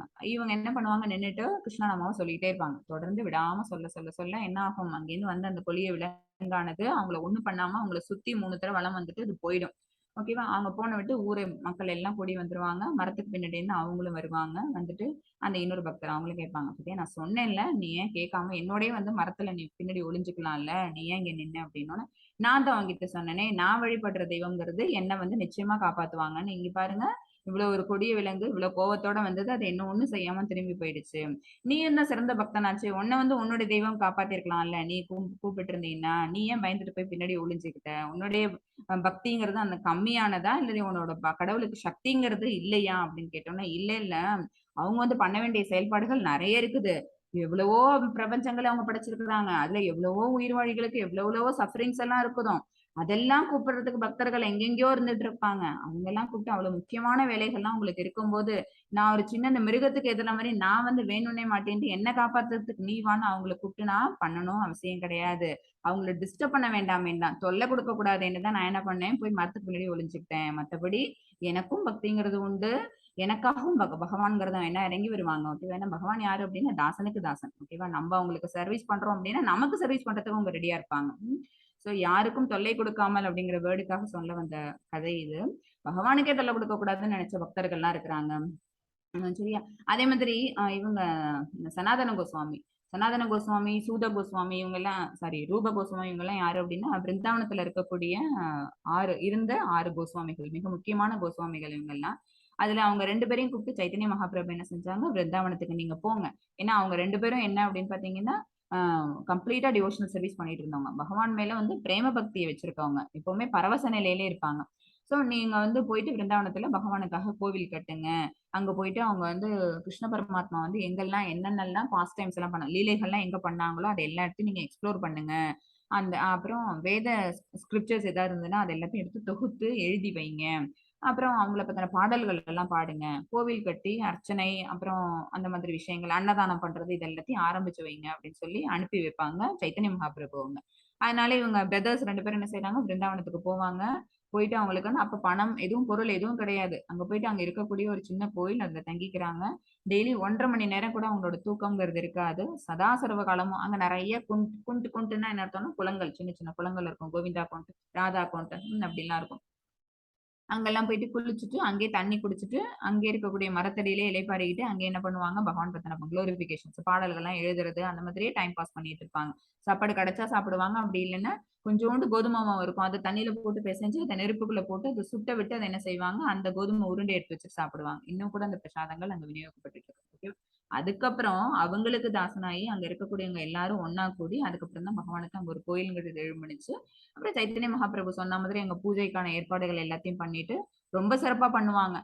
அது வந்து கிட்டத்தட்ட 22 கிலோமீட்டர் உள்ளதா என்னமோ அந்த கோவர்தனகிரி மலைங்கிறது. டெய்லி பரிக்கிரமா உண்டு. 22 கிலோமீட்டர் டெய்லி சுத்தி வருவாங்க இவங்க. அவ்வளவு முடியாத தள்ளாத வயசுலயே அபோவ் 70 இயர்ஸ்க்கு மேல அவங்களுக்கு வயசு. அப்ப கூட டெய்லி அவங்களுடைய முதல் கடமையா எது இருந்தது அப்படின்னு பார்த்தீங்கன்னா, அந்த பரிக்கிரமா பண்றது. பரிக்கிரமான்னா அந்த மலைய சுத்தி வர்றது. அப்புறம் தன்னை விட பெரியவங்க யாரும் இருந்தாங்க, அல்லது பகவானுடைய பக்தர்கள் யாரும் இருந்தாங்க அப்படின்னா, அவங்களுக்கு வந்து 1000 டைம்ஸ் வணக்கங்கள் குடுக்குறது. வந்தனங்கள் பண்றதுன்னு சொல்லுவாங்கல்ல. விழுந்து விழுந்து எந்திரிக்கிறது. ஓகேவா? அந்த மாதிரி விஷயங்கள பண்ணுவாங்க. இது வந்து பொறுக்க முடியாம பகவானே என்ன செஞ்சாங்க அப்படின்னா, "நீ இவ்வளோ தூரம் 22 கிலோமீட்டர் நீ சுத்த வேண்டாம்னு சொல்லியும் கூட அவங்க கேட்க மாட்டேங்கிறாங்கன்னு" அவங்க கோவர்தனகிரியில ஒரு மலை உச்சியில ஏறி நிப்பாங்க. நின்னுட்டு அவங்களோட பாதம் பட்டதுனால உருகி ஓடிப்போய் ஒரு சின்னூண்டு ஸ்லாப் மாதிரி அந்த மலையில வந்து ஒரு சின்ன கல், ஷீலான்னு சொல்றது அது. அது வந்து சின்னூண்டு ஒரு பாதம் இம்ப்ரஷனோட ஒரு இடம் கிடைக்கும். அத எடுத்து கொண்டு வந்து இங்க குடுத்து, "நீ கோவர்தனகிரிய சுத்துறதும் ஒண்ணுதான். இந்த ஷீலாவ சுத்தி வர்றதும் ஒண்ணுதான். சோ இனிமேல் நீ என்ன செய்ய வேண்டாம். உன்னுடைய தள்ளாத வயசுல நீ மலைய சுத்த வேண்டாம். இந்த ஷீலாவ சுத்தி வந்தா போதும்." அப்படின்னு சொல்லி பகவான் கேட்டுக்கிட்டதுனால, சனாதன கோஸ்வாமி என்ன செஞ்சாங்க அப்படின்னா அந்த ஷீலாவை சுத்தி வர ஆரம்பிச்சாங்க. ஸ்டில் அந்த ஷீலா வந்து இன்னும் வந்து பிருந்தாவனம் டெம்பிள்ல இருக்குதுன்னு சொல்லப்படுது. ஓகேவா? சோ பகவான்கிறவங்க எப்படி அப்படின்னா தனக்கு ரொம்ப பிடித்தமானவர்கள் அப்படின்னு சொல்லி இந்த குணங்கள் எல்லாம் லிஸ்ட் பண்ணியிருக்காங்கல்ல, இந்த குணங்களுடைய பக்தர்களுக்கெல்லாம் பகவான் எந்த அளவுக்கு அனுகிரகம் பண்ணாங்க அப்படிங்கிறதுக்காக தான் இந்த கதைகள் இங்க. ஹரே கிருஷ்ணா. 16 மெத்தட். हरे कृष्ण माताजी। अनपेशक सुसिद्धक्षक उदासीनो कदव्यदक सर्वारंभ परित्यागी यो मद्भक्त क्षमे प्रियग। हरे कृष्णा। எவனொருவன் சாதாரண செயல்களை சார்ந்து வாழாமல் தூய்மையாக நிபுணனாக கவலைகள் இன்றி, சாதாரண செயல்கள்னா பௌதிக செயல்கள், ஓகேவா, அதெல்லாம் பண்ணாம தூய்மையாக எப்பவும் கிளீனா மனம் புத்தி அப்புறம் செயல்பாடு எல்லாமே கிளீனா இருக்கணும்.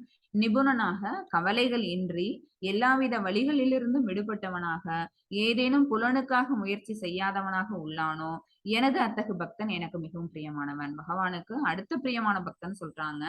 சாதாரண செயல்களை செய்ய மாட்டாங்க, தூய்மையா இருப்பாங்க, நிபுணனா இருப்பாங்க, கவலைகள் இல்லாம இருப்பாங்க, எல்லாவித வழிகளில் இருந்தும் விடுபட்டவனாக ஏதேனும் பலனுக்காக முயற்சி செய்யாதவனாக, அதாவது ஃப்ரூட்டி ரிசல்ட்ஸ் எதுவும் தனக்கு ஏதாவது சாதகமான செயல்பாடுகள் இருக்குமான்னு அதை பார்க்காம பகவானுக்கான செயல்பாடுகளை செஞ்சுட்டு இருக்கிறவங்க அந்த பக்தன் வந்து எனக்கு பிரியமானவன். 17 மாதாஜி. हरे कृष्णा माताजी। यो न हृष्यति न द्वेष्टि न शोषति न काङ्क्षति शुभाशुभ परित्यागी भक्तिमान् यत् समे प्रियः। हरे कृष्णा। ந சோசதி ந காங்ஷதி, அதாவது அவங்க வந்து துன்பப்படவும் மாட்டாங்க புலம்பவும் மாட்டாங்க.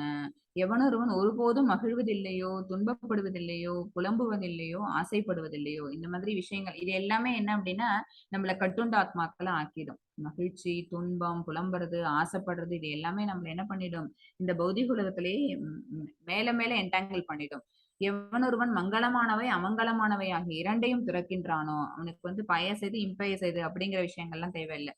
அத்தக பக்திமான் எனக்கு மிகவும் பிரியமானவன். அவன் செய்யக்கூடிய செயல் என்ன அப்படின்னா பகவானுக்கான பக்தி தொண்டு. அதை யார் பண்றாங்களோ அவங்க பகவானுக்கு பிரியமானவர்கள். பிரகலாதன் இருந்த இடமே என்ன அப்படின்னா அசுரகுலம் தான். அவன் பிறந்ததே யாருக்கு அப்படின்னா அசுர மன்னனுக்கு தான். அவன் வந்து தைத்திய அசுர இளவரசன் தான் அவன். ஆனாலும் பிரகலாதன் பண்ணினது என்ன அப்படின்னா பிரகலாத் மகாராஜ் அவங்க வந்து அவங்களோட வர்ஷிப்புங்கிறது வந்து உலக புகழ் பெற்றதா இருந்தது. அவங்க அவ்வளவு ஒரு சிறந்த பக்திமான் ஆனாங்க அப்படின்னா அதுக்கு காரணம் என்ன அப்படின்னா அவங்க நிலை தடுமாறாம எல்லா நேரத்திலையும் பகவான் மேல தியானம் பண்ணதுனாலதான். யானை இடற வந்த போதும் கூட அவங்க வாயிலிருந்து வந்த சொற்கள் என்ன அப்படின்னா விஷ்ணு நாமம் தான். விஷ்ணு தியானத்திலேயே அவங்க இருந்ததுனால அவங்களால பகவானுடைய பிரியமான ஒரு பக்தனா ஆக முடிஞ்சது. 18 and 19 மெத்தட்ஸ். हरे कृष्णा माताजी। समशत्रौ च मित्रे च तदा बाणापमान योगो शीतोष्ण सुख दुःखेषु समसंग विवर्जितः तुल्य निंदा स्तुतिर्मौनी सन्तुष्टो येन केनचित् अनिकेतः स्थिरमतिः भक्तिमान् मे प्रियो नरः। हरे कृष्णा। எவனொருவன் நண்பர்களையும் எதிரிகளையும் சமமாக பாவித்து அவங்களுக்கு வந்து ரெண்டுமே ஒண்ணுதான், நண்பன் எதிரி ரெண்டு பேரும் ஒண்ணு, மானவமானம் இன்ப துன்பம் வெப்பம் குளிர் புகழ்ச்சி இகழ்ச்சி ஆகியவற்றில் நடுநிலை வகித்து இதெல்லாம் டிவாலிட்டிஸ்ங்கிறது. ஓகேவா? களங்கம் தரும் தொடர்புகளிலிருந்து எப்போதும் விடுபட்டு மௌனமாக எதனை கொண்டும் திருப்தியுற்று தங்குமிடத்திற்காக கவலைப்படாமல் அறிவில் நிலை பெற்று பக்தி தொண்டில் ஈடுபட்டுள்ளானோ அத்தகு மனிதன் எனக்கு மிகவும் பிரியமானவன். ஓகேவா? இப்ப எகைன் திருப்பி குவாலிட்டிஸ் சொல்லிட்டு இருக்கிறாங்க. என்ன எல்லாமே சமமா பாவிக்கிறாங்க. மானம் அவமானம் இன்பம் துன்பம் ஒண்ணு கிடைச்சா நம்ம ஒரு ஒரு பகவானுக்கான சேவையில ஒண்ணு கிடைக்குது போய் கேட்டா கிடைக்கும் அப்படின்னு வச்சுக்கோங்களேன். அதுக்காக நம்ம என்ன செய்யக்கூடாது அப்படின்னா அதெல்லாம் பார்க்க கூடாது. சரியா? அதுதான் மான அவமானம் வருது. அப்புறம் இன்பம் துன்பம் வெப்பம் குளிர் புகழ்ச்சி இகழ்ச்சி இது எல்லாத்துலயும் எப்படி இருப்பாங்க அப்படின்னா நடுநிலையா இருப்பாங்க. களங்கம் தரும் தொடர்புகளிலிருந்து எப்போதும் விடுபட்டு இருப்பாங்க. என்ன அப்படின்னா பௌதிக செயல்கள் தான். களங்கம் தரும் செயல்கள் எல்லாமே பௌதிக செயல்கள் தான், புலனுகர்ச்சிக்கான செயல்கள் தான். அதுல இருந்து விடுபட்டு இருப்பாங்க. மௌனமாக எதனை கொண்டும் திருப்தியுற்று தன்ட்ட என்ன இருக்குதோ அதை வச்சுட்டு அவங்க என்ன செய்வாங்க அப்படின்னா திருப்தியோட இருப்பாங்க. தங்கும் இடத்திற்காக கவலைப்படாமல் அறிவில் நிலை. ஏன்னா சனாதன கோஸ்வாமி ரூப கோஸ்வாமியில என்ன செஞ்சாங்க அப்படின்னா மரநிழலடியில தான் அவங்க தூங்குனாங்க. ஓகேவா? இதுல சனாதன கோஸ்வாமி வந்து 70 இயர்ஸ்க்கு மேல அவங்க அண்ணன் அவங்க என்ன செஞ்சாங்க அப்படின்னா அவங்களும் முஸ்லீம். ஃபர்ஸ்ட் அவங்க முஸ்லீமா இருந்தாங்க, அப்புறம் தான் என்னவா மாறினாங்க அப்படின்னா ஹிந்துவிசத்தை கன்வெர்ட் பண்ணிக்கிட்டாங்க.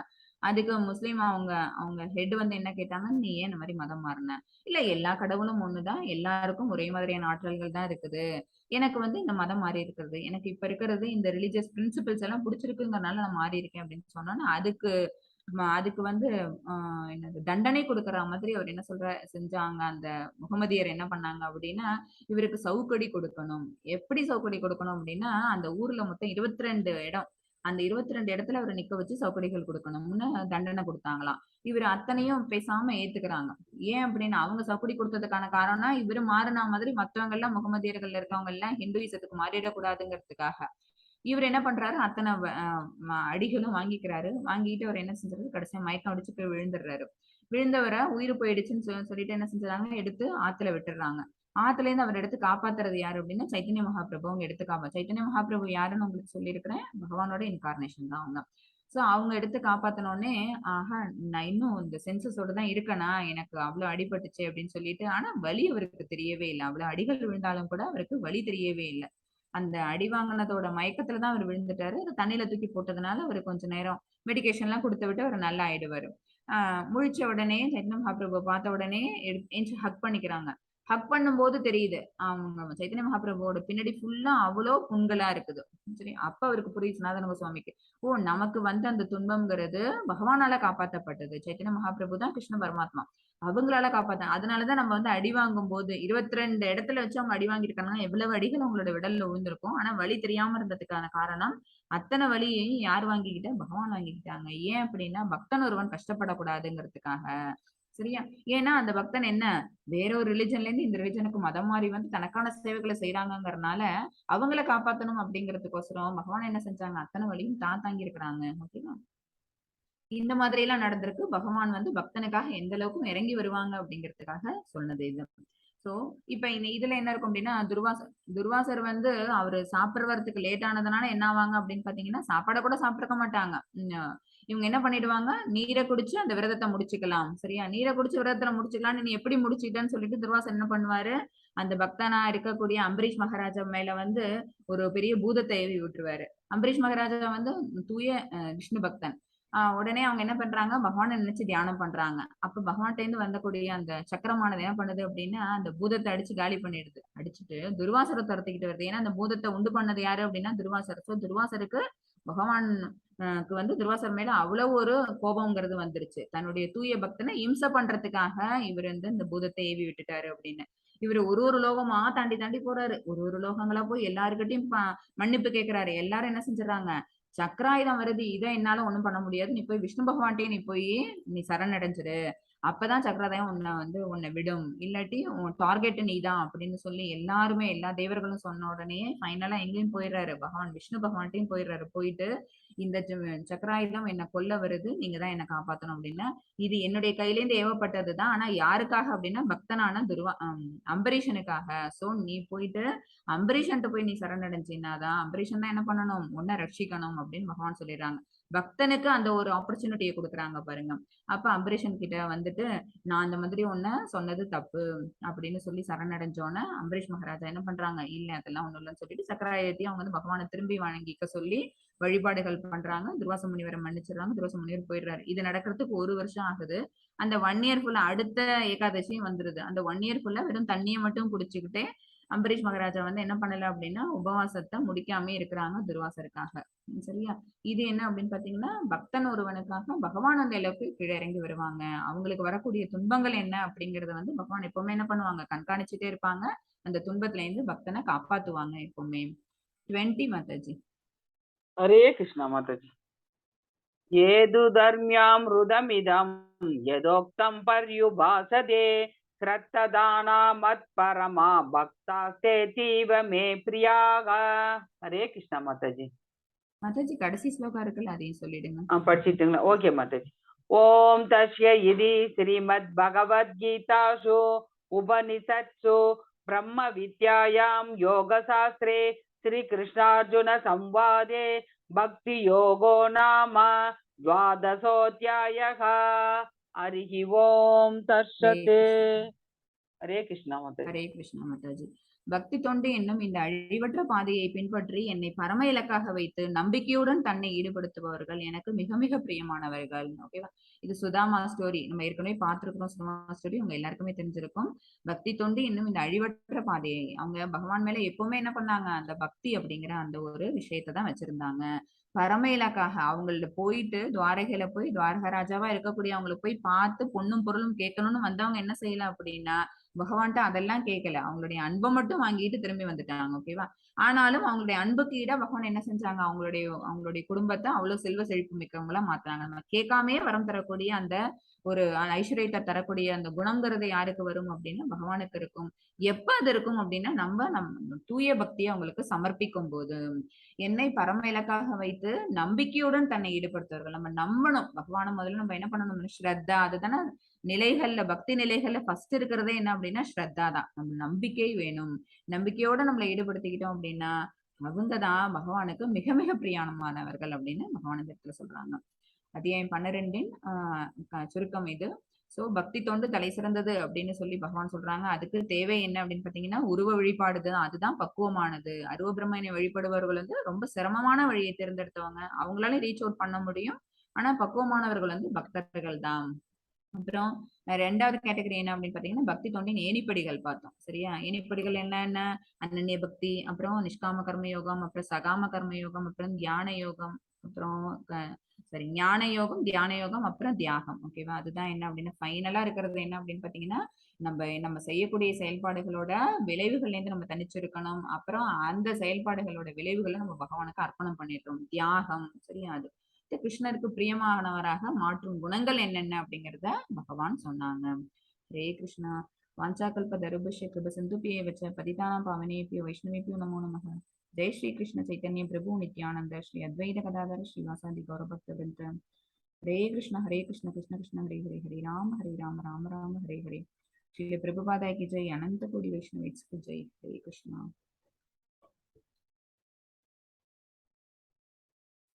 ஹரே கிருஷ்ணா டியோட்டீஸ். பாலாஜி பிரபு. ஹரே கிருஷ்ணா மாதாஜி. ஹரே கிருஷ்ணா. ஜெயலட்சுமி மாதாஜி. ஹரே கிருஷ்ணா. இப்ப வந்து ஒரு டொனேஷன் லிங்க் நம்ம கோயிலோடது நான் உங்களுக்கு ஷேர் பண்றேன். நீங்க எல்லாருமே இதை கொஞ்சம் பாருங்க. இன்னைக்கு பக்தி யோகம் நம்ம பிடிச்சோம்ல சின்ன அத்தியாயம் அப்படிங்கறதுனால இப்ப இது ஒண்ணு நான் ஷேர் பண்றேன். எல்லாருமே கொஞ்சம் பாருங்க.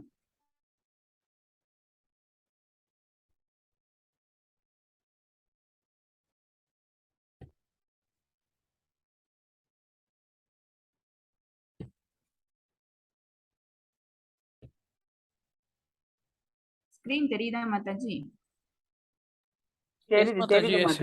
S S. இது வந்து நம்மளோட ISKCON Mangalore deities Shri Shri Radha Govinda temple ISKCON deities இவங்க தான். இவங்களுக்கு நம்மளோட வணக்கங்களை நம்ம சமர்ப்பிச்சிருக்கோம். இவங்களுக்கான கோவில் வந்து இப்ப கன்ஸ்ட்ரக்ஷன் போயிட்டு இருக்குது. ஓகேவா? இவங்க இப்ப இருக்கிறது வந்து ஒரு சின்ன ஒரு வீட்டுல தான் வச்சிருக்கிறாங்க. இப்ப இதுக்கான கன்ஸ்ட்ரக்ஷன் போயிட்டு இருக்குது. இதுதான் வந்து டெம்பிள் கன்ஸ்ட்ரக்ஷன் நடக்கக்கூடிய அந்த சைட் இதுதான்.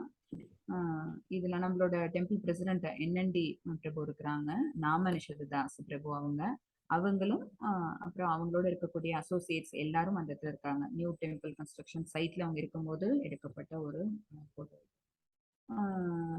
இது என்ன அப்படின்னு பாத்தீங்கன்னா கட்டப்பட்டு இருக்குது. இப்பதான் ஆசிரமம் கட்டுறாங்க, அப்புறம் டெம்பிள், அப்புறம் கெஸ்ட் ஹவுஸ் எல்லாமே இதுக்கு கட்டப்பட்டு இருக்குது. இதுதான் நம்ம கட்டி முடிச்ச விட்டு இந்த ப்ராஜெக்ட் முடிஞ்சோன்னு இந்த டெம்பிளோட அவுட்லுக் எப்படி இருக்கும் அப்படிங்கிறது வந்து இது வந்து கம்ப்யூட்டரைஸ்டு இந்த வீடியோ போட்டோங்கிறது இந்த மாதிரி அவுட்லுக் தான். இந்த ஸ்ட்ரக்சர் தான் வந்து இந்த டெம்பிளுக்கு கொடுக்க போறாங்க. நீங்க எவ்வளவு இஸ்கான் டெம்பிள்ஸ் போயிருப்பீங்க, சென்னையிலயோ இல்லை பெங்களூர்லயோ பார்த்துருப்பீங்க. இது மங்களூர் இஸ்கான். ஓகேவா? நந்தூர் அப்படிங்கிற இடத்துல கன்ஸ்ட்ரக்ஷன் அண்டர் கன்ஸ்ட்ரக்ஷன்ல இருக்கக்கூடிய இது இவங்களோட சேவையா தான் நம்ம இந்த பகவத்கீதையை படிச்சுட்டு இருக்கிறோம். ஓகேவா? இந்த ஸ்ரீ ஸ்ரீ ராதா கோவிந்தா டெம்பிள் மேங்களூர்ல இருக்கிறது வந்து 75,000 ஸ்கொயர் ஃபீட் உள்ள அந்த இடத்துல தான் கன்ஸ்ட்ரக்ஷன் நடந்துட்டு 15 crores அரௌண்ட் 15 crores இதுக்கு வந்து எஸ்டிமேஷன் கொடுத்துருக்காங்க. இதுல என்னென்ன இருக்குன்னு பாத்தீங்கன்னா டெம்பிள் ஹாலு, அன்னதான ஹால், அப்புறம் கோவிந்தா ரெஸ்டாரண்ட் இருக்கு, அப்புறம் ஸ்ட்ரீம் கிச்சன், அப்புறம் கோஷாலா, அப்புறம் guest house, brahmachari ashram, open air auditorium, seminar halls, அப்புறம் இந்த மாதிரியான எல்லா விஷயங்களும் அங்க கட்டப்பட போகுது. Project is expected to complete by 2024. இன்னும் 2 வருஷம் சரியா, இன்னும் ஏறக்குறைய 1.5 வருஷத்துக்குள்ள அது முடிஞ்சிடும். இது வந்து இப்போ நடந்துட்டு இருக்கிற கன்ஸ்ட்ரக்ஷனுங்கிறதுனால இன்னும் ஒரு 1.5 இயர்ஸ்ல we can expect the fully constructed temple. நம்ம எல்லாரும் போயிட்டு அங்கே சேவை சாதிச்சுட்டு வரலாம்.